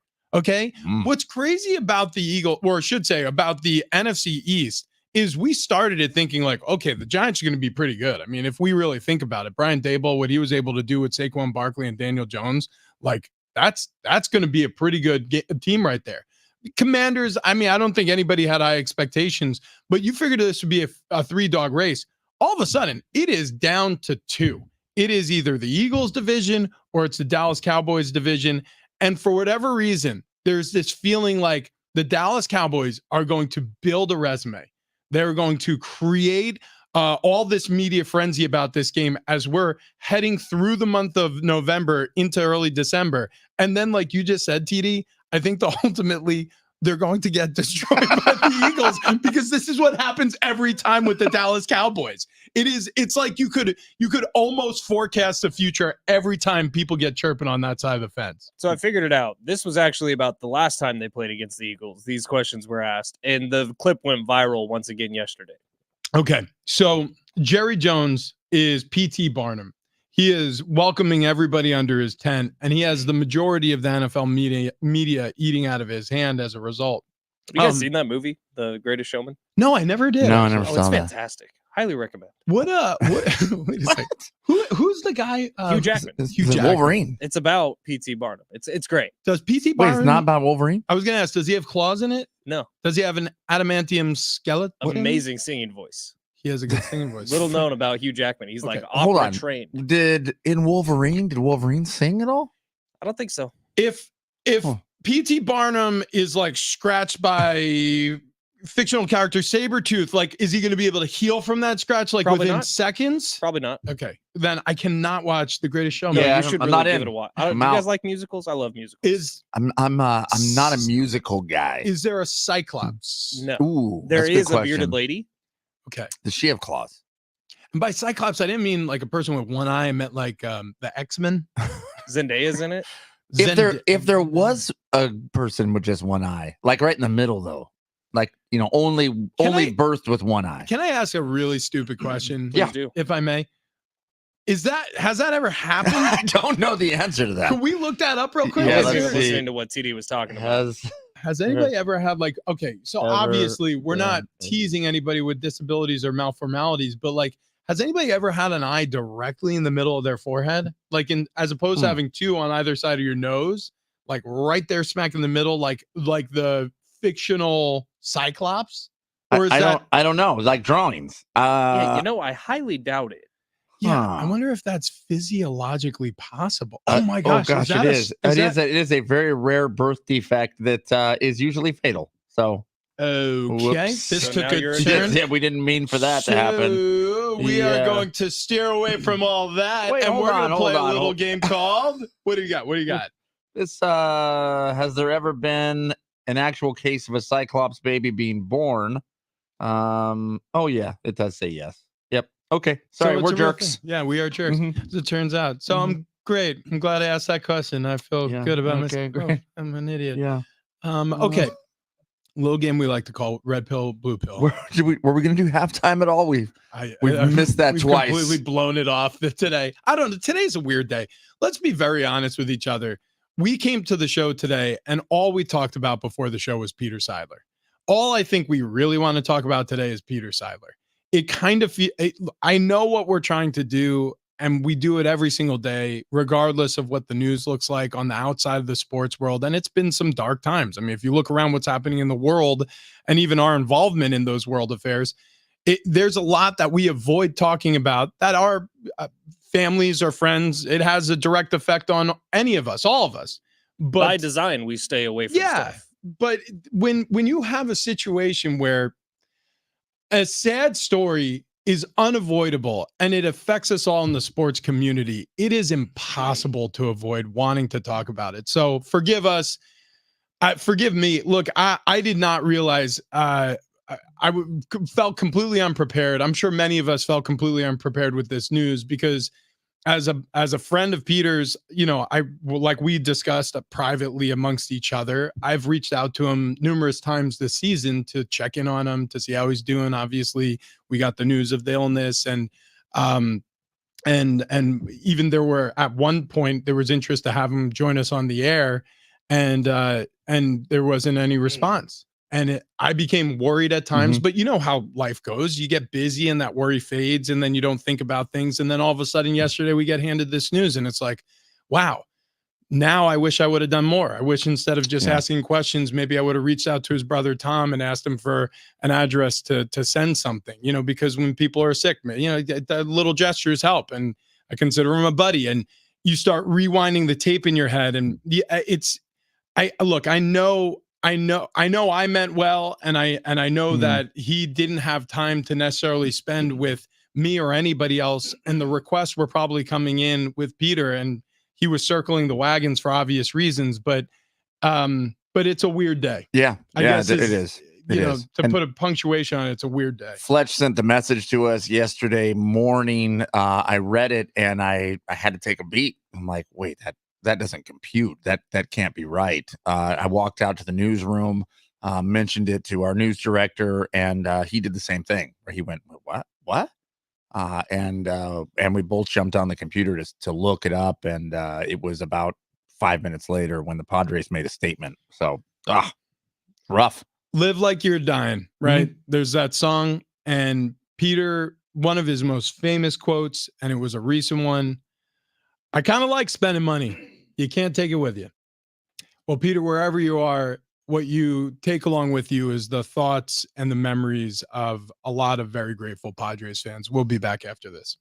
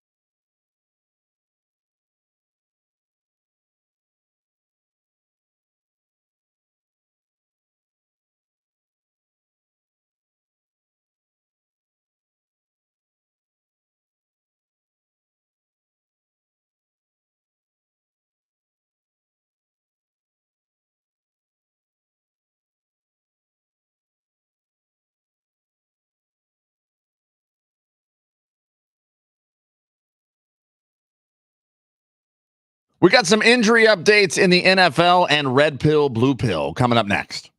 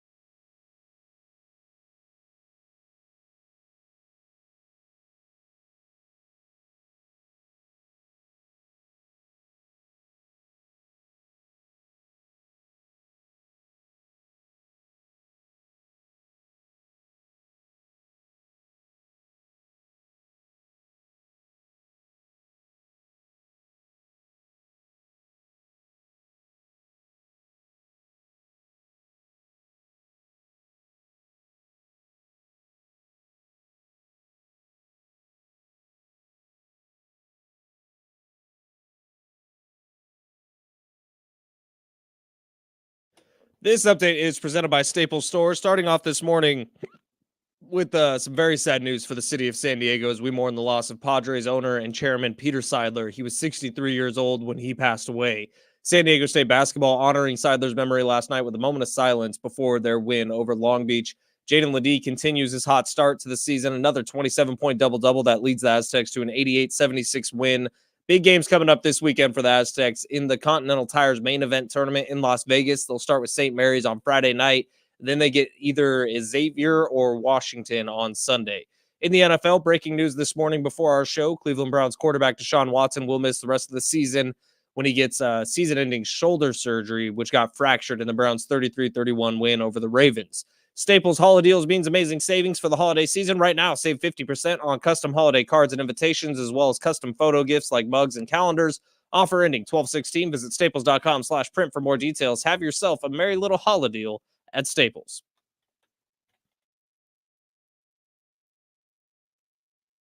Big Red Sheedy and Fletch, San Diego Sports 760. Coming up a little bit later here, we do have a chance for you to win a family 4-pack of tickets to Legoland, California. Legoland holidays are here, presented by the Hallmark Channel.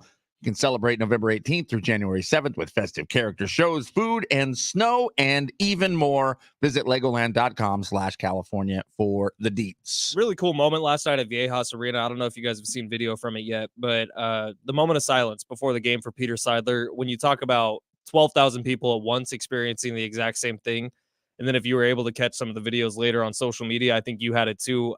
Talk about an emotional, packed Viejas Arena full of San Diego fans, a lot of whom are Padre fans as well. You guys should have seen it yesterday doing pregame outside of Viejas Arena as everyone was walking in, how many Padres jerseys there were walking into Viejas Arena and how many people said the exact same thing. And it was just 2 words, R.I.P. Peter. That was the sentiment we got all night long as people were making their way into Viejas Arena. On a night where San Diego State played really good basketball, I think the focus was more towards that and the emotions that everyone was feeling. Yeah, that was a big win for the Aztecs. They jumped out to that early lead, sustained it all the way through. Jaden Ledee, 27 points. He's just incredible. He's playing at a high level right now. All 5 starters made a 3-pointer in the first half. 10 for 10 at the free throw line for Ladie too. So he's becoming even more dependable at the line. So yeah, it's gonna be a fun year for this Aztec basketball team. Obviously, they're gonna be heading to Vegas for tournament play here coming up soon. Okay. Let's do red pill, blue pill here. You guys want to do a little red pill, blue pill? Yeah. I'm Okay, good with because we that. had something else planned, but I think we could address that a little bit later on. We didn't get to this. So red pill, blue pill, we played every day. Basically, you're gonna have two choices. You have to take one of these two choices and stick with it. So we'll start with the obvious, right, guys? Red pill, a bear. Blue pill, a lion. So I'm just going to take a wild guess and say Travis Dale put this on the rundown. Wrong. Yeah. So Okay. How I about expected that?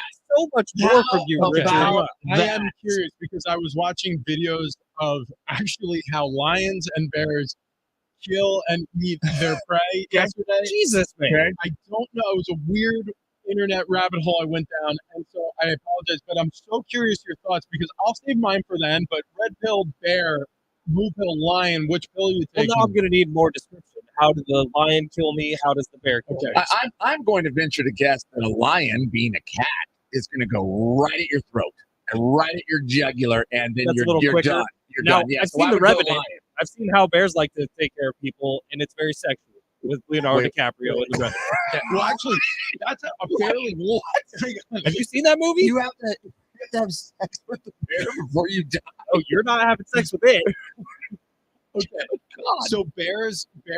So the biggest difference is like lions want to try to like kill their prey and sort of like keep it from harming them immediately. Yeah, I feel like the bear's going to play with you a So little the bears, what they do, dude, they like get on top of you and they like crush your ribcage in. Travis, have you seen the movie? They say it's an extremely accurate depiction of how bears would It kill is. people. So And dude, it is gnarly.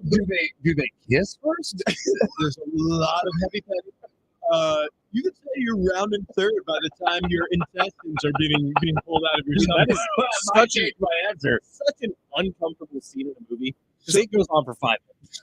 So a bear will actually like attack you and then try to put its front paws, like all the weight on its front paws, and crush your chest in, and then start eating you from your private parts all the way up to your neck. Yeah, That's where it starts? well, because it's softer down there. Lion. It's I an will take easy- the it's an lion. easy Please, entry God, point. give Yeah. me the lion. So everybody says blue pill on this show. Moving right I would along. also prefer not to be eaten by a wild animal.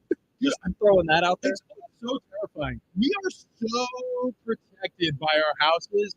We are so easy to kill. So easy. We're meat sacks. We're gross. Yeah, but we got brains. We got the guns. Yeah, that's right. Well, Right. Yeah. Well, until the Lions figure that out, then can you imagine how terrifying that would be? Like, Yeah. working over. Wait, what? Let the gun. Okay. For the next 3 seasons, you need to start one of these 2 QBs. Okay. All right. Red pill, Kyler Murray. Blue pill, Geno Smith. Kyler Murray. And that Yeah. was a quick I don't even answer have for to you. think about it. Like Geno Smith, is he 30, 31? He's 31, I think. He's 31. Kyler Murray's younger. He's faster. He's more athletic. When Kyler Murray makes special plays, you're like, oh, nobody else will do that. Yeah, I feel like Geno's going to write back before Kyler Murray. I think I'd go red pill on this as well. I just don't trust Geno Smith. Interesting. Oddly enough, because, well, yeah, Kyler's got the age thing. He's 26. But the Call of Duty thing. But the Call of Duty thing. Yeah. Who is going to I'm taking Geno Smith. I'm taking Wow. Geno Smith. Okay. Because the contract thing with Kyler Murray also really worries me. Like, they put in his contract that he has to spend X amount of time watching film while not distracted. And it's not the X amount of time watching film thing that worries me. It's the while not distracted. I know. Because what do we know about Kyler Murray's distractions? It's video games. So you guys are still taking the red pill, I am. Kyler Murray? Yeah, I would still go red. All right, I'm taking blue pill, Geno Smith there. Okay. For the next 3 years, Geno Smith might be retired after 2 years.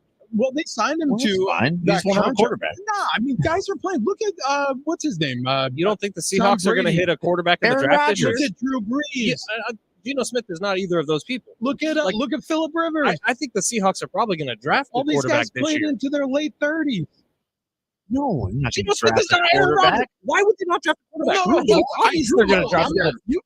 I'm not comparing their talent, but I'm talking about starting quarterbacks.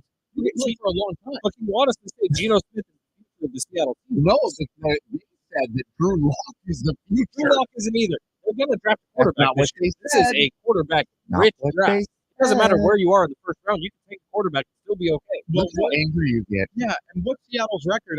Last I checked, they're on top of the NFC They're not. West. Niners. Now they've reclaimed The, that Niners, after the Niners are because they didn't play. Okay, yeah. No, the Niners won last week. The Niners are on top of the NFC. when they became number one. You're right. There was the Yeah. the bye. So the Seahawks were literally first in the West until this past weekend, and you're saying the Seahawks are going to draft a quarterback where? They are 32nd overall? They're going to win the Super Bowl. The Seahawks are going to win the Super Bowl. Geno God, Smith, when he's lifting the Lombardi. God, when I'm when- tired, my fuse is so much quicker. when you're- You two are idiots. when Geno's lifting the Lombardi trophy and he's saying, I didn't listen, I didn't write back when they wrote about me. That's right. All right, for the next Right. 3 seasons, you need to start one of these quarterbacks: red pill Dak Prescott, blue pill Josh Allen.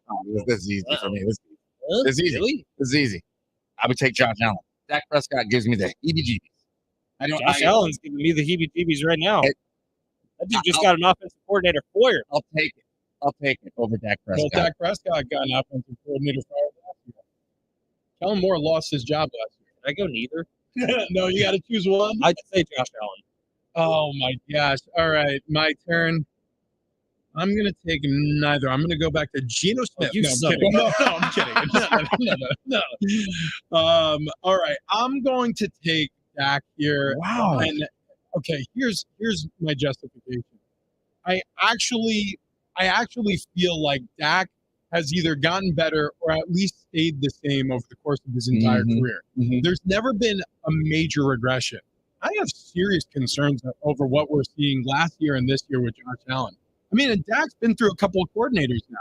He had Jason Garrett to start his career, moved on to Kellen Moore as his OC, and now Mike McCarthy. He's been great. He's been operating at a great level. Now, Against bad teams. he's not clutch, and there are times where I seriously question if they'll ever win a Super Bowl with Dak. Seriously question that. But yeah, I think I'm taking the red pill here. Dak Prescott. What do we got next? Red pill. You can only speak in Britney Spears lyrics ever again. Blue pill. Every conversation you ever have, ever again, ever in your life has to lead the trailer. Taylor Swift, Travis Kelce. Till the world ends. I did it again. I'm a slave for you. Hold it against me. You're so toxic. Hit me, baby, one more time.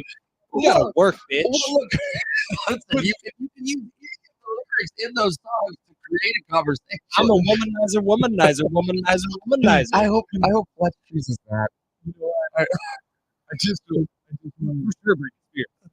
Really? Not even close. Yeah. But you don't want to lead every conversation to love? That's toxic. I want to say something to Bill Belichick. My loneliness is killing me, and I must confess, I still believe. Still believe. Yeah. When I'm not with you, I lose my mind. Give me a sign. I'm a womanizer, womanizer, womanizer, womanizer. Travis, power rankings, Britney Spears, Beyonce. Oh God. Britney Spears probably wins this. I mean, at least Britney Spears acts like she's crazy. You know, I buy into So you this don't madness. like Beyonce because she's normal and humble and great? Beyonce is not humble. Let's back that up. Beyonce is not humble. I agree with. I think Britney Spears over Beyonce. And What here's the hell is I happening mean, here? have you ever been more thoroughly entertained Correct. by a human being I than mean, Britney she Spears? dances with knives. I mean, first of all, in the early 2000s, her music and the whole vibe was there. Now on Instagram, that is my favorite follow. Oh yes. It is like Yeah. watching a slow-moving train accident. It's just like I can't believe they're still heading for the cliff, but Which they is- are. It's odd because you know that's going to happen, yet you're still like, yeah. I mean, I guess I'm here till the end. It's kind of one of those things. Like, well, what can you do? Can we go back to the bear murder? Yeah, bear murder was Yeah. fun. Yeah, let's go back to that. Simpler times. 5 minutes ago. Right, making out with the bear before he murders you. I love how Ben describes bear murder as intimate and sexual. Not intimate. It's very violent. Have you guys seen The Revenant? Yeah. You've asked this. Oh, yeah. This is like the 4th time you've asked this question. You know You what? never answered. I want you to. I did. I said no. I did not see this movie. I've seen it. I need you to take a break. All right. Actually, you know what? I'm gonna give you my car keys. You need a car nap. Oh, Oh, man. You know what? Love car I'm gonna naps. here's the keys. Heated seats? It's my Toyota 4Runner. It's got heated seats.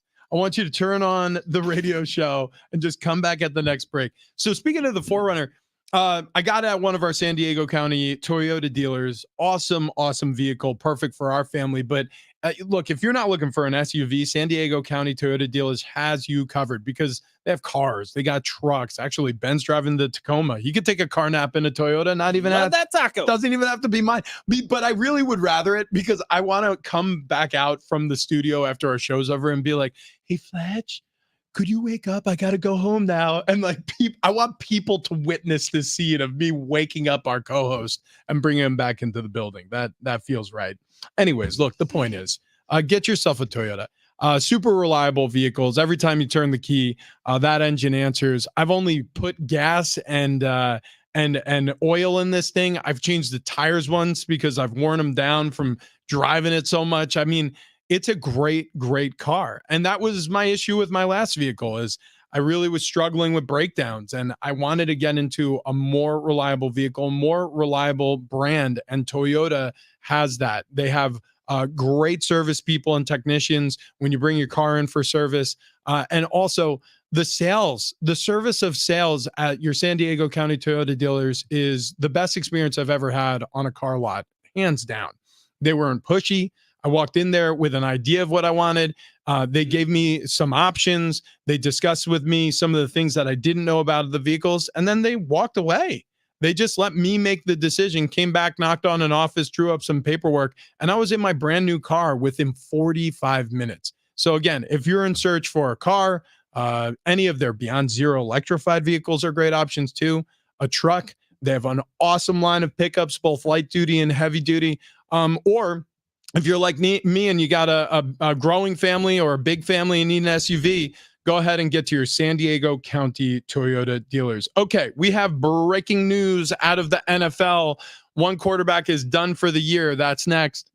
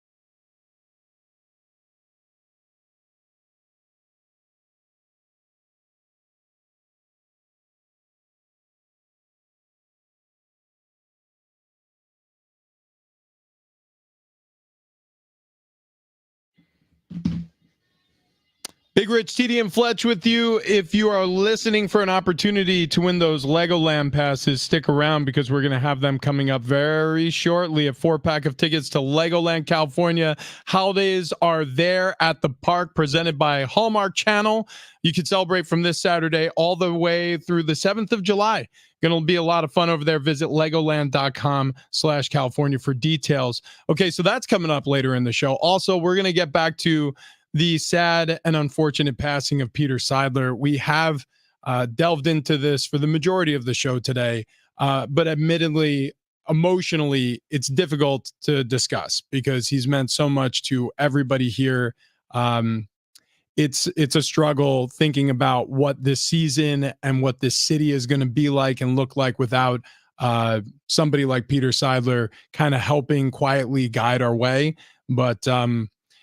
But yeah, if you're feeling some way about it, please text us 70470. Start your message with team. You could also call in. Our phone lines are open all day long today. If you feel like you need to vent or grieve, 844-570-1360. We'd be glad to take your phone calls on anything Peter Seidler related, a story.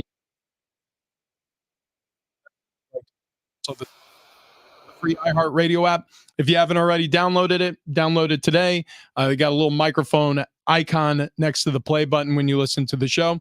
You can record yourself for up to 30 seconds. It gets sent directly to us and it plays like a voicemail. Do we have one?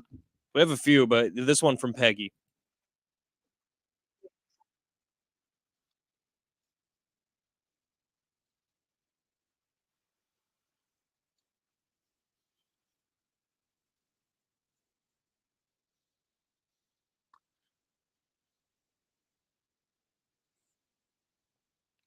Yeah.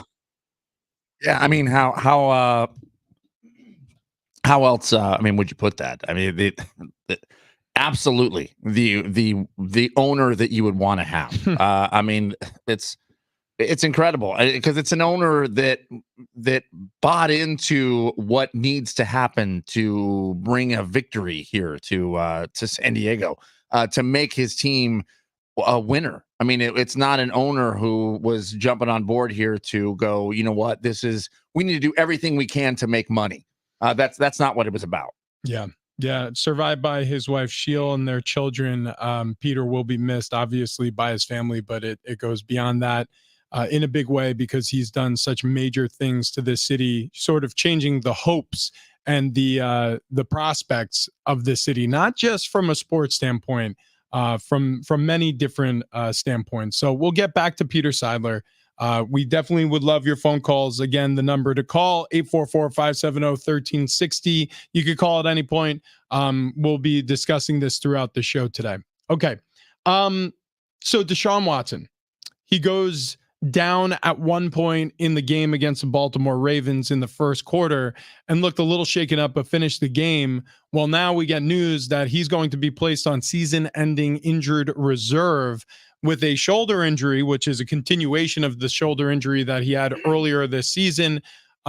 He's done for the year, which avails itself this opportunity, right? So now we have a part of a season that was complicated by a suspension due to 20 plus, 30 plus, 40 plus cases of sexual misconduct brought against him in civil court.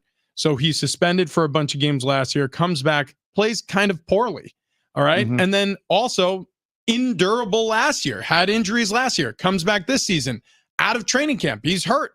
And now he's on season ending in IR. And this is a 5-5 Cleveland Browns team who looks like a potential playoff contender without their starting quarterback, who they owe $230 million over 5 seasons to. Yeah, and he's been kind of missing in action here before he came back to this game. I mean, well, I know he played a couple games here, but I'm just saying he was complaining of a shoulder problem. The doctors were saying, you have no problem. And he was like, yeah, there's something there. And he was out. I mean, is it potentially that there was something they missed here in this and they put him out there and he gets hurt now? Well, what's actually interesting, I say a continuation from the shoulder injury he had. It's really 2 separate events, and I'll explain why. So what he had coming into this game and what he's been dealing with since training camp is a tear in the rotator cuff, basically. Mm-hmm. And it's a small tear. So the doctors said, hey, you're cleared for action because medically we don't think you can do, or it's a very low probability of you injuring yourself by playing football. So yeah, go out there and play football. And then he was like, yeah, but I can't throw. Like, I'm struggling to throw. That was his argument. And that's the reason why the way it was described in the media was, well, I can't play because I'm too hurt to play. And the doctors were saying, yeah, but medically you're cleared. So there was that weird scuttlebutt. But now this is very different. He has a fracture of the glenoid. Is that what it was? Yeah, you gotta stay away from the glenoid. So the glenoid, if you look at the scapula, which is your shoulder blade, kind of looks like a triangle. The glenoid is where, Weird, like, I thought that's what you used to flip pancakes. the spatula. Oh, Okay. Spatula. It's the shoulder blade connects to the arm bone, the humerus, right? The glenoid is the Feels like there's a piece song about this. on the shoulder blade that, well, anyways, he fractured that. So some numbers coming out of this. Since signing that 5-year, $230 million deal with the Browns, Watson has played a total of 12 games in 2 seasons, earning $92 million in the process. That would be $7.7 million per year. And if you want me to sprinkle a little salt on the wound, per game, sorry, a little salt on the wound. Do you know who the Browns' backup quarterback was when they went into training camp this season? DTR, Dorian Thompson-Robinson, right? And PJ Walker. And Brian Hoyer. Josh Dobbs, who is now thriving once with the Arizona Cardinals, now with the Minnesota Vikings. Josh Dobbs was in this quarterback room to start training camp. He was traded to Arizona, yeah? Yes. And for what, a 5th rounder? For like next to nothing. And then he was traded to the Minnesota Vikings for next to nothing. I hope Josh Dobbs isn't buying a house anywhere. Yeah, because it sort of feels like he's going to be like, it turns out now you're with the Buffalo Bills. That's correct. Wait a second. I thought the trade deadline passed. Nope, we opened it up because we want the pastronaut to land in Buffalo. Now, all this talk about quarterbacks, Rich, you played offensive line, if I'm not mistaken.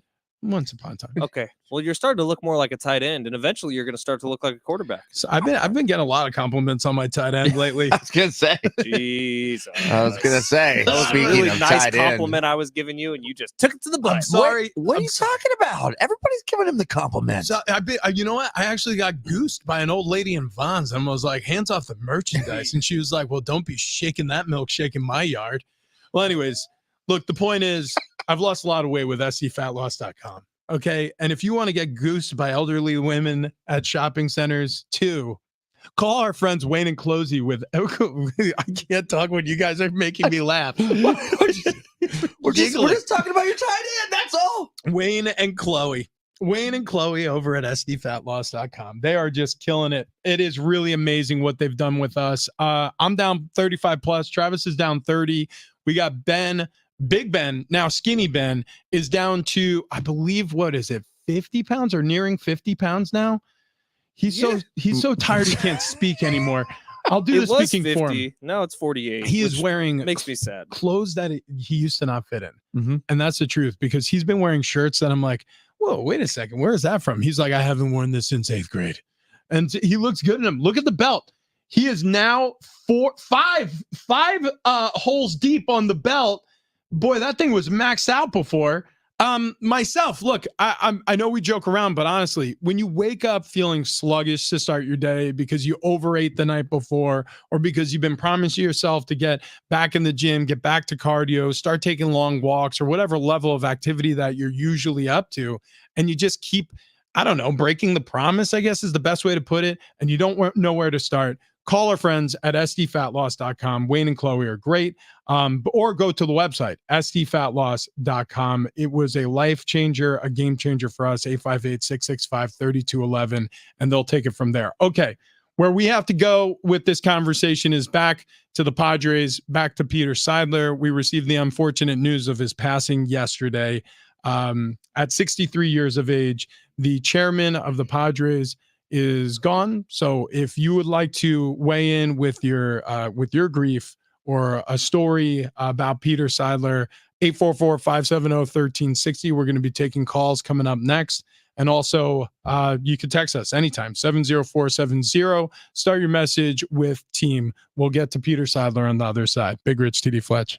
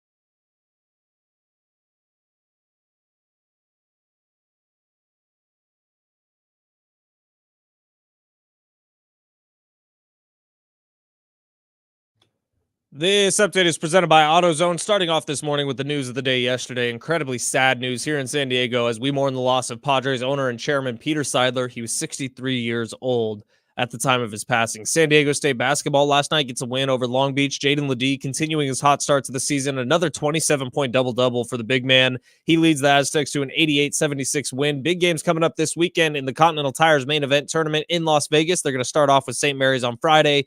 Then they'll get either Xavier or Washington on Sunday. Of course, all those games can be listened right here on 760. In the NFL, breaking news this morning, Cleveland Browns quarterback Deshaun Watson will undergo season-ending shoulder surgery. Starting Stronger starts at AutoZone, where they've got battery solutions in the form of free battery testing, free battery charging, and replacement batteries that fit your needs. That's what makes them America's #1 battery destination. Get in the zone, AutoZone.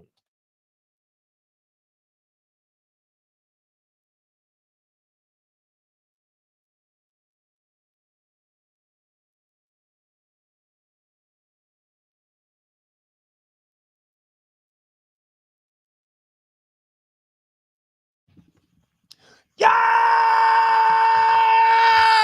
Woo! Happy Wednesday to those who celebrate. Big Rich TD Fletch with you. It's a different kind of Wednesday show. It's a different kind of world now all of a sudden. So we got the news late morning that Padres chair and principal owner Peter Seidler passed away. And I'm sure everybody receives news on social media these days, or you know, where you get an alert on your phone from Yahoo News. I mean, this was national news. I mean, the New York Times picked it up within 10 minutes. You know, so every coast was reporting this. Every outlet was reporting this. You know, when a sports owner passes, it's a big deal because these are some of the most influential people in the world. I mean, certainly in this country. So these spots are highly coveted, obviously, and many of them, I mean, owners, are considered either greedy or villainous. You know, a lot of finger pointing heads their way on a majority of occasions when things aren't going well with the franchise. But this city has a completely different relationship with their sports owner. Okay, Peter Seidler, not only did he mean something to us on a sports landscape, but he also meant something to us on a community standpoint. He was the chairperson of the Lucky Duck Foundation and helped raise millions upon millions of dollars for the homelessness crisis that many suffer with here in San Diego. And that's not the only charitable aspect of his philanthropy. Obviously, he's given back in many different ways. He's one of the most personable sports owners there ever has been. He'll take time out of his day to connect with fans. And it doesn't matter if it's somebody of note or somebody who's just walking through the gate at Petco Park. He would make time for people. And here, we mentioned this earlier, but in his passing, there is sort of that return to sanity about what exactly is the most important resource. It isn't his money, which obviously he had a lot of, and he shared a lot of it with the community, but also gave a lot of it to this payroll, which created all this excitement. It's not about, the acclaim of having a successful baseball franchise, which he did a season ago and was hoping to have the same this season. It's time. That is the most valuable resource. And gone too soon at 63. I certainly wish we had more time with him. And I know a lot of people around this community feel the same way. And so we want to hear from you. 70470. Start your message with team. 70470. If you want to text the show, start your message with team. Also, 844-570-1360. I know we don't open the lines a lot to have people weigh in on whatever we're debating because it's three of us and we're chewing the fat and we're playing sound and there's a lot of goofing around going on here. But if you need to get something off your chest about the passing of Peter Seidler, we'd love to hear from you. We also have the talkback function on the free iHeartRadio app. You click the little microphone icon next to the play button if you're listening to our show, and a talkback message will be sent directly to Ben Fletcher in studio, and he can play it on the show. And we got a couple good ones waiting. Joe Moon, who's usually very funny on the talkback feature, got very serious, and it's an emotional one, but we'll play that for you soon. Annie Heilbrunn tweeting out the location of the mural that has been erected for Peter Seidler. It's on just outside of the Stone Brewing Tap Room, which is right outside Petco Park. So 1202 Kettner Boulevard. It's beautifully done. He has that mustache that this show found a segment on. That mustache is one of the best ones we've ever seen. And if you want to, Petco Park is actually open once again this morning for people to go pay their respects inside Petco Park. You can do so. Cool. Joe Moon, one of our favorite listeners of all time, had this to say about Peter.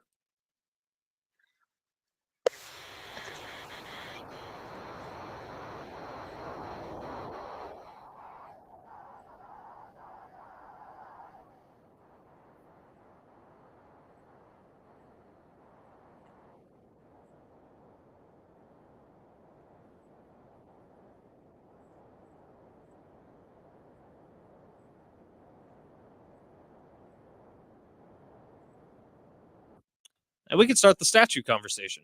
Yeah, I mean, I wouldn't be mad at it. I wouldn't be mad at a mural. I wouldn't be mad at a statue up there, top of the steps. Have Peter there greeting you as you come into Petco Park. I mean, this was a not just a great owner. He was a great guy. I mean, he did a lot. And the sports world, not just Major League Baseball, not just teams, not just players, not just fans, not just San Diego. The sports world is mourning the loss of Peter. I mean, his presence reverberated across the country, and what he did for San Diego, I don't know if it'll ever be matched. We should all be so lucky to have the outlook on life that he had, which again, we're not talking about the things he had. The things, again, you would trade them all away for more time. But talking about the personality, like Peter Seidler was a genuine human being, like a really authentic person and a kind and humble man, given that he was a billionaire.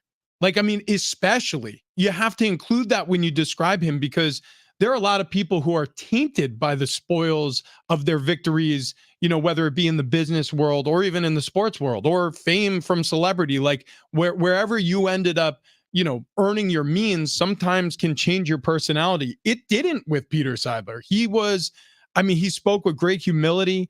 And it wasn't like a put on.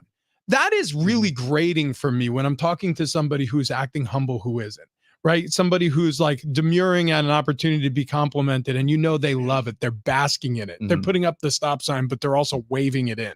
That was not Peter Seidler. I remember one of our personal conversations because he would call and he would chat with me at random. It felt like, you know, there were times where, because he was just such a curious person, he would call me up. Hey, I saw you on the herd. It was cool there. Give me a call back if you have some time. And I'd give him a buzz and be like, hey, Peter, what's going on? And we would have these hour-long conversations sometimes where we're just chewing the fat about life. I remember one time asking him about his cancer diagnosis and asking him about battling cancer and what it was like surviving cancer and how he feels about life on the other side of it.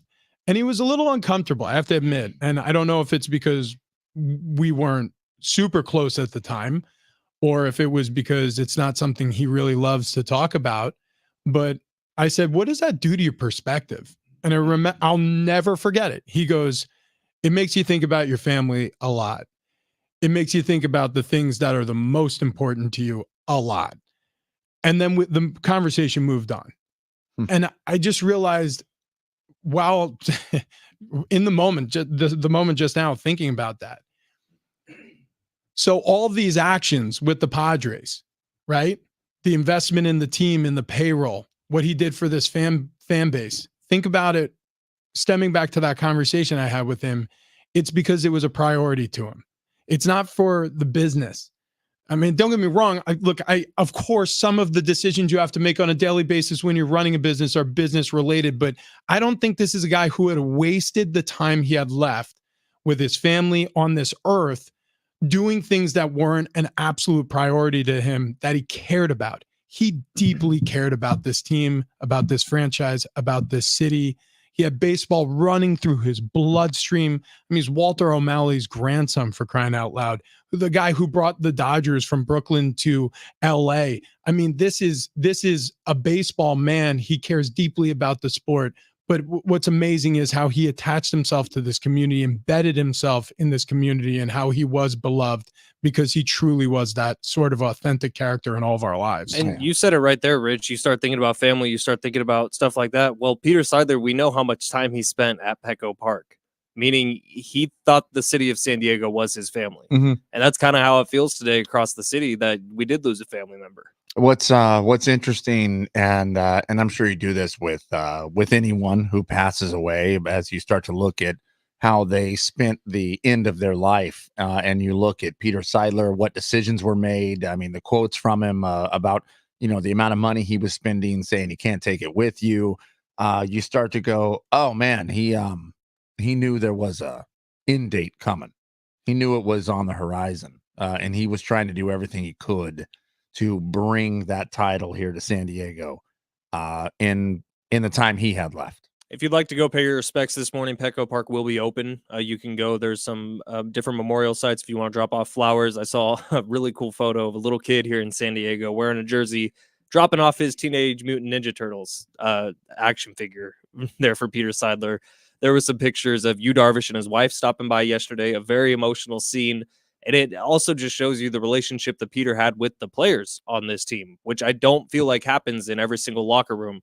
We know how close Peter and Manny Machado and Peter's family are to each other. And I think that's a special thing that you get with an owner and a player here in San Diego that you don't necessarily get elsewhere.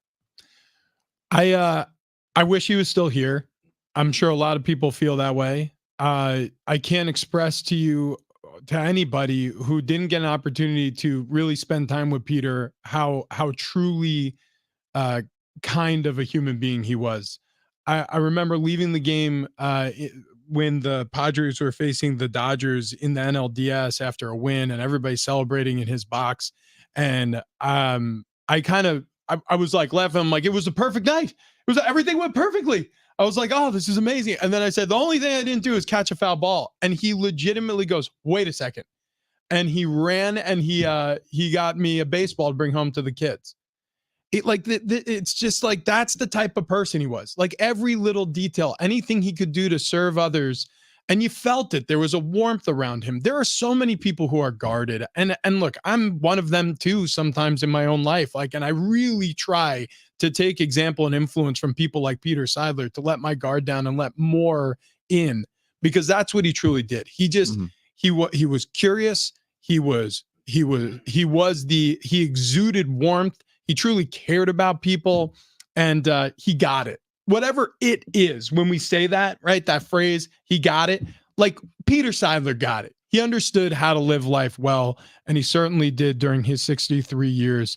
619 texted in, and if you want to text in as well, 70470, start your message with team. I'm feeling rather mortal today. Peter was only 63. That's just 15 years older than I am right now, and he also had way more money. Hug the ones you love and treat every day like they're your last. There are no guarantees in life. Look, I don't think money should even be brought into the conversation. Who cares? Live every day like it's your last, and you'll probably leave this planet a rich man or woman. Yeah, Teddy talked about it on the broadcast last night, the Aztecs broadcast. Ted Leitner spoke about his relationship with Peter for a little bit coming out of halftime. And I thought it was really poignant because Peter Seidler was Ted's boss for a long time with the San Diego Padres. And Ted said he never once felt like it was a boss talking to an employee. He always felt like it was a friend talking about a friend who genuinely cared about each other. And look, there'd be no one better to talk to about Peter Seidler than Ted Leitner because of the relationship that they had. And you could just tell from the way Ted was talking last night on the broadcast, he was hurting big time. So Uncle Teddy, we love you, pal. I hope you're doing a little better this morning.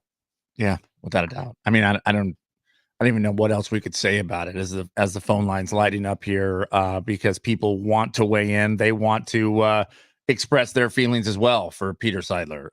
But I mean, I don't know. There's nobody better. I said it earlier in the show. We lost a good one. I mean that. I mean, this was an incredible individual. Yeah, no doubt about it. So the ways you can reach out to the show if you're interested in giving your thoughts about the passing of Peter Seidler. Announced yesterday that he had passed away with his family. His wife, Sheila, his children were with him at the time, 63 years of age, the chairman of the Padres. has left us, unfortunately. But 70470, you could start a text message with the word team, and we would love to hear from you, whether it's a parting words about Peter Seidler or what he meant to you personally or to the city. Talkback function is available. It's up. It's live. We've played a couple of those on the free iHeartRadio app. You could click the microphone button next to the play button, and you can send us a talkback. We have another one. Well, this is a text from the 858, and I saw this on social media yesterday, and it's not really what this show is about today, but this is from the 858. It says, it's a little eerie that when Ray Kroc died as the owner in 1984, his wish and his passion was to win a World Series victory also. So the following year, and thank you for the text, 858, the following year, the Padres made it to the World Series. And they did so with wearing Ray Kroc's initials on their sleeve. And I just wonder if this is almost just a foreshadowing of what's to come in the next season for the Padres, where there's going to be so much honoring of Peter Seidler and what this can do to a baseball team who, to this day, the Padres have never won a World Series. Man, oh man. I mean, how Peter Seidler would it be if he was like, look, I know what's going to take to get the championship here. The only way to rally the team is if I pass on. And here we are. Well, it's an interesting thought process, but I really do. I look, I mean, obviously, I'm joking. No, about baseball it, is but so I mean, secondary yeah. right now. Oh, what's No, that? But it just gets you thinking. No, That it is does. what Peter cared the most about. Yeah. well, I think he cared the most about his family, obviously, but he cared a great deal about baseball, and he absolutely realized how important baseball was to this city.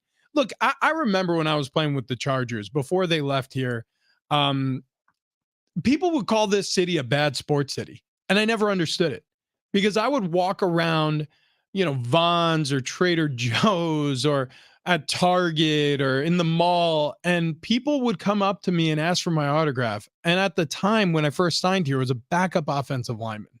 And I was just like, what is going on? Like, I'm a relatively anonymous human being in this city, but like people would be like, hey, Rich, great game, like would know me by name, by face. It was the only place I ever lived where that happened. That happens when I walk around with Travis Dale all the time. Well, it's a very different story with Travis Dale. I mean, Well, and to talk your about notoriety. But to your point, Rich, 4 or 5 years after the Chargers left, if you remember, it's still the record holder on our website. Phillip Rivers spoke at a San Diego, it was some sort of awards dinner, but he spoke about it. He got a little bit emotional. That is the most clicked on thing ever on sportssd.com. Well, look, I mean, my personal experiences were shared by a lot of players who came to San Diego to play for the Chargers. That I would ask them, I'd be like, hey, like, do people like stop you all the time? And like the answer was yeah, because this is an avid fan base. These are people who care about sports here. This is people who care about the community of sports here, the tailgating, the aspect of getting together, the communal vibes downtown when you got a Padres game going on, not just in Petco Park, but those bars and restaurants are filled with Padres fans. All you see during the baseball season are baseball jerseys and hats. You still see them all off season long. So this is a great sports town. And what Peter Seidler did was made some sacrifices that other owners around sports, not just baseball, but sports in general, were uncomfortable to make, which is a financial commitment in the short term that may seem like he's putting himself over his skis, but it's for long-term sustained profits. But aside from that, community building. It was really important to him. And Peter Seidler made those sacrifices. So steering the conversation back to what you just said, TD, it is not lost on me either that maybe the greatest sacrifice has been made in order to bring a championship to San Diego, because it was that important to him. Oh yeah, no, it was that important to him, and which is why everyone loves him. I mean, everyone from the team loves him because it was important to him. And look, this is a guy, by the way, who clearly was struggling with health issues, had some battles going on for the past couple years, but this past season, it wasn't really talked about. It wasn't. I mean, it was put on the back burner because he didn't want it to be talked about. He was not the focus. The focus was the Padres. Yep. And it will remain the focus. From the 913, wow, guys, just seeing an article. Peter had 2 girls, 8 and 6, and even younger son. Hearts break for the family. This really personalizes it for me. I have 2 boys about the same age. So sad. way too young to leave this earth. Yeah, look, I mean, that is a part of this story that a lot of people don't realize is Peter Seidler at 63 had children under the age of 10. And he was rearing them with his lovely wife, Sheil, who stepped away from working as an attorney to raise these children and obviously help with a lot of the philanthropic things that Peter was responsible for here in San Diego.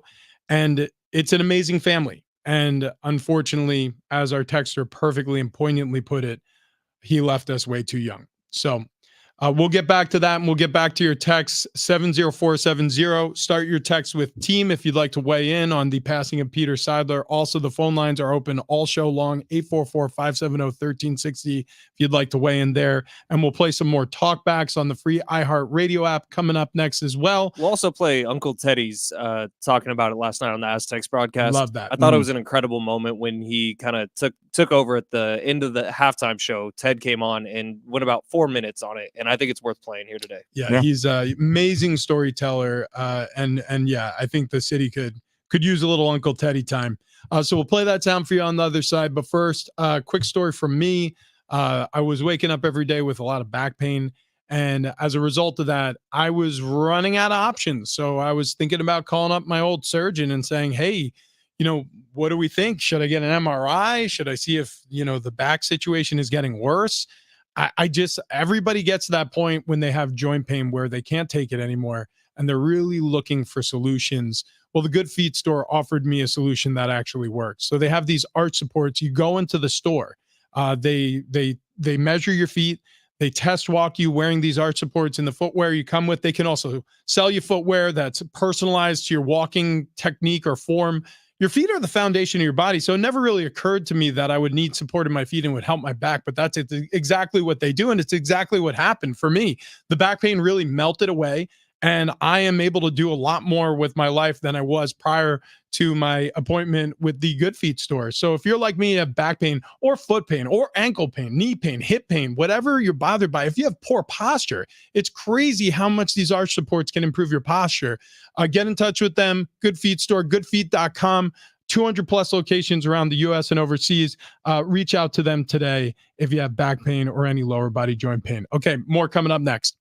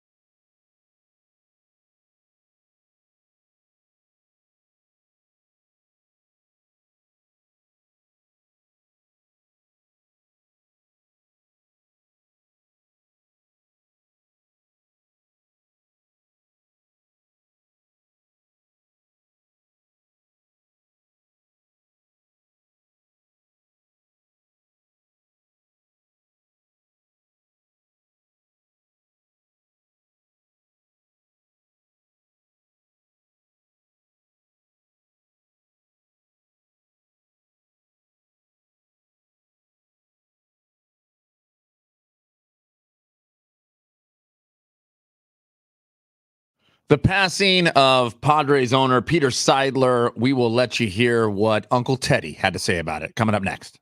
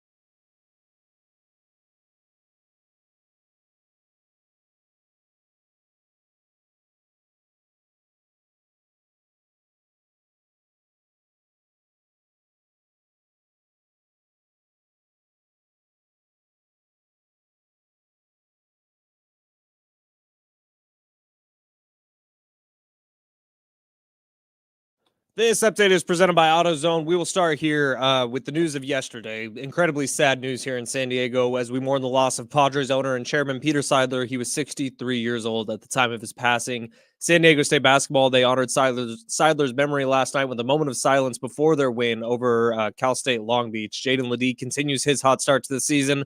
Another 27-point double-double that led the Aztecs to an 88-76. Just after halftime, Uncle Teddy went on about a minute and a half speech about Peter Seidler, and we will play that for you coming up next. Starting Stronger starts at AutoZone, where they've got battery solutions in the form of free battery testing, free battery charging, and replacement batteries that fit your needs. That's what makes them America's #1 battery destination. Get in the zone, AutoZone.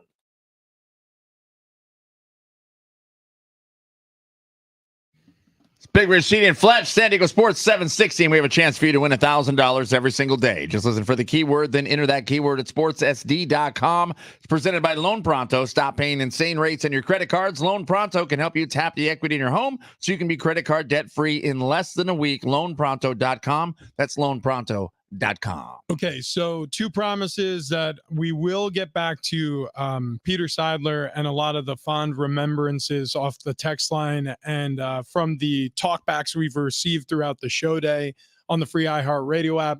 And also, we have those Legoland tickets, the 4-pack. Send your family to Legoland, celebrate the holidays with them, going on from this weekend, this Saturday, all the way through until January 7th.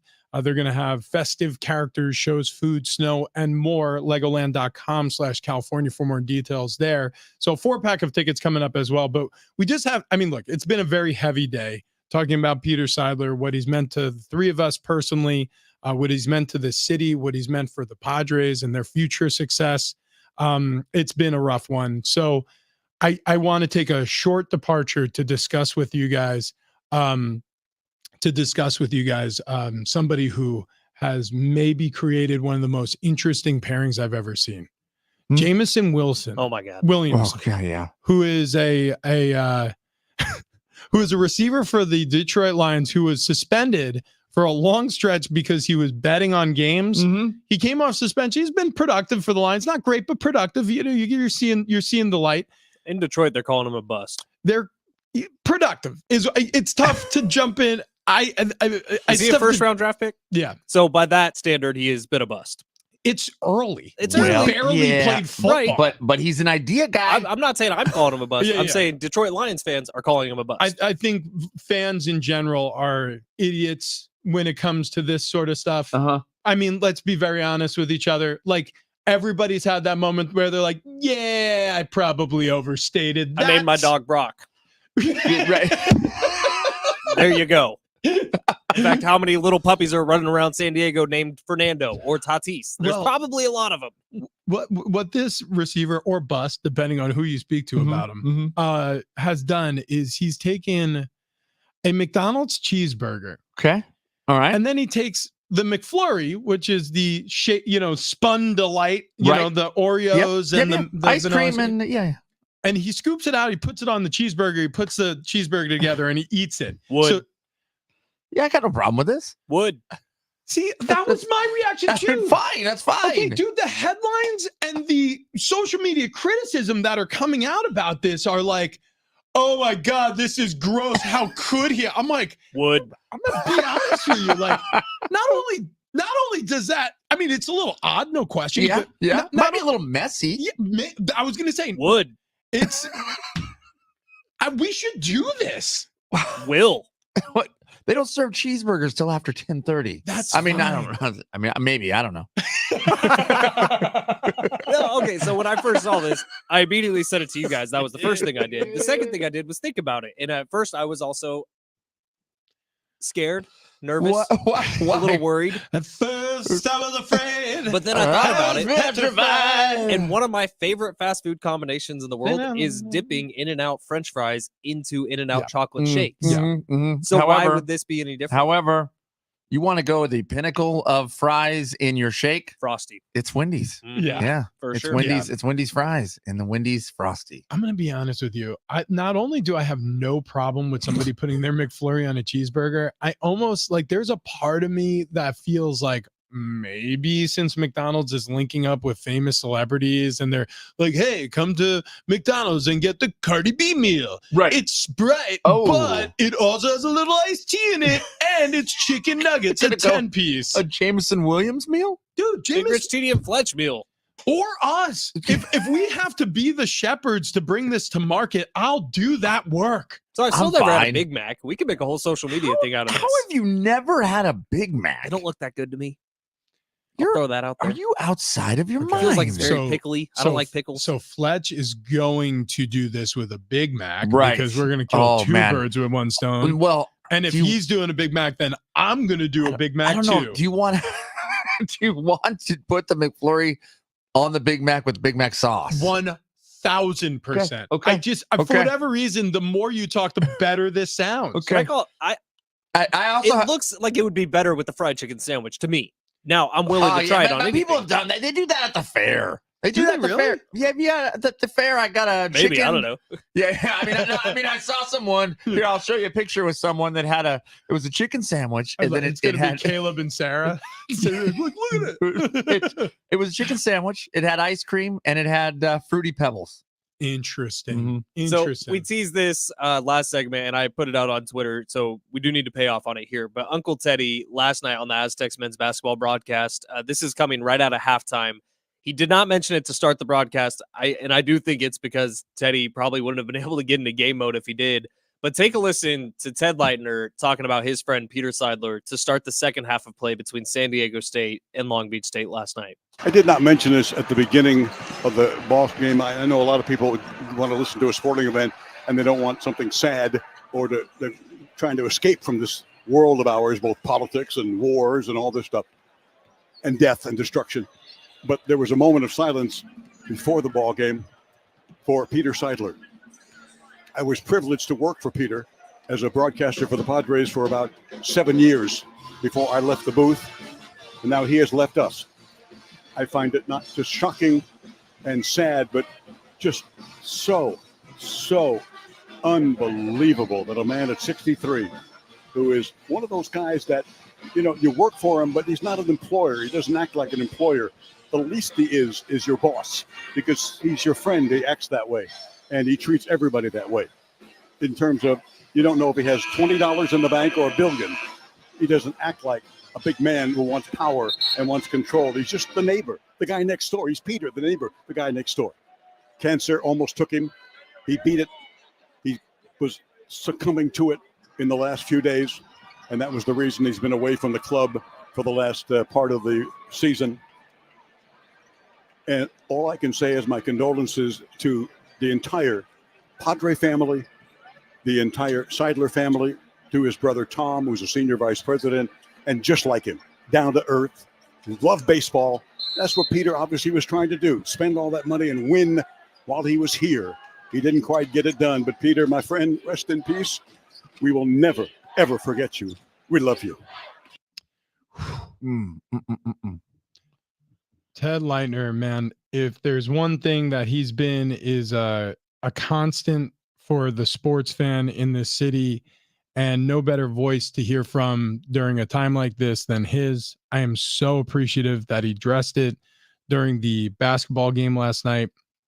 A good one for the Aztecs, a bad day overall if you care about sports or if you care about this community, because we lost a good one. I think you said that perfectly earlier, TD. We lost a good one. And I don't know what changes will come as a result of this. I do know that he was prepared, because he's always prepared. So I imagine that news will come in here the days and weeks to follow. But yeah, the unfortunate passing of Peter Seidler, I think, as Uncle Teddy perfectly said, it's almost unthinkable given the type of person he was. So he will be missed. We'll finish out the show discussing this a little bit further. We'll clean it up on the text line. There's been a bunch of texts coming in, weighing in to memorialize Peter Seidler and to really, just cherish the time that we've had with him, and a couple of talkbacks as well. So we'll get to all those on the other side here on the program. Yep.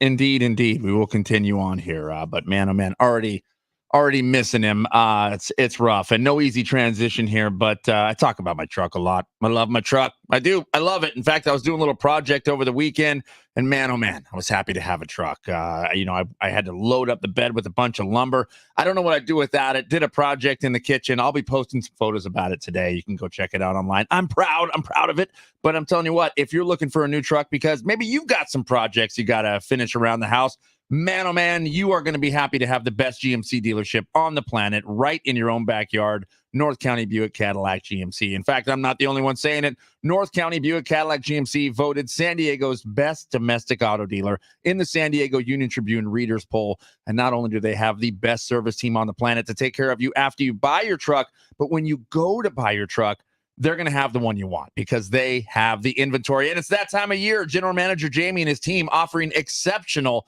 Black Friday savings on Cadillac, Buick, and GMC models all month long, like a GMC Sierra 1500 SLE 4x4.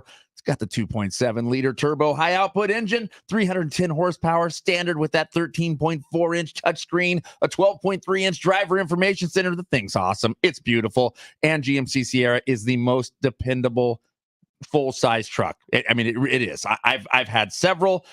Last one I sold with 245,000 plus miles on it. What are you waiting for? Visit them in the heart of the Escondido Auto Mall to test drive and experience the Sierra 1500 for yourself today, or shop their deals online, ncbcg.com. North County Buick Cadillac GMC, exceeding your expectations every time.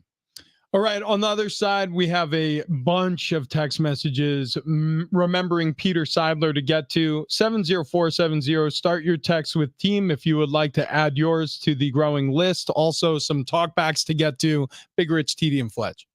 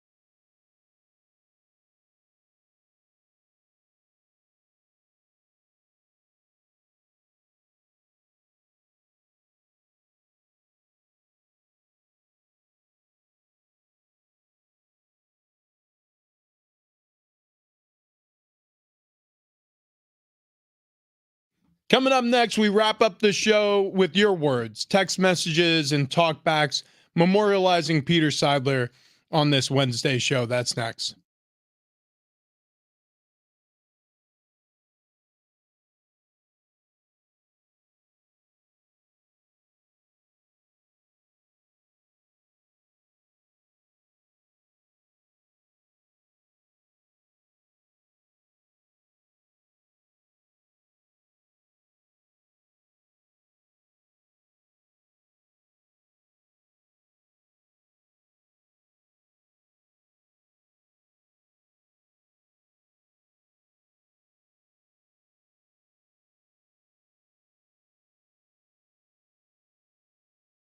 If you're listening at home, if you're in the car, I want you to remember this number, 858-665-3211, 858-665-3211. You call that number, you're going to be put in touch with Miss Chloe. Miss Chloe is the person who's guided all three of us, Big Rich, TD, and Fletch, to losing over 110 pounds as a show That's right.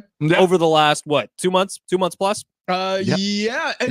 So Well, it's been 9 weeks. 9 weeks. So we've gone from big boys down to little skinny boys, and it's all because of the work that SDFatLoss.com did for us, between Wayne, between Chloe, between the entire staff of coaches over there at SDFatLoss.com.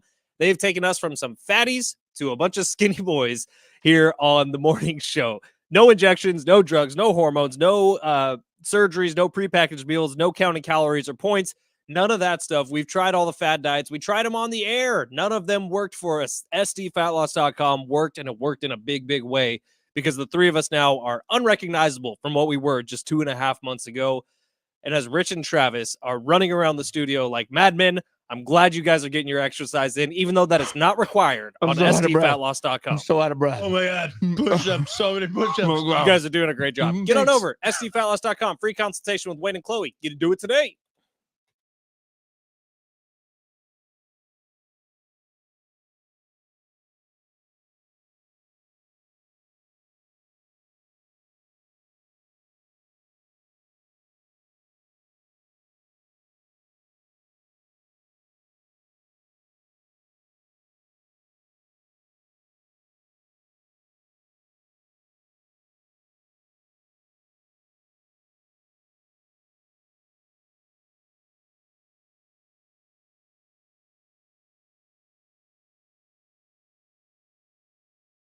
It's been an interesting one today. It always is when you have a situation like we encountered yesterday, the loss of Peter Seidler, chairman of the Padres organization.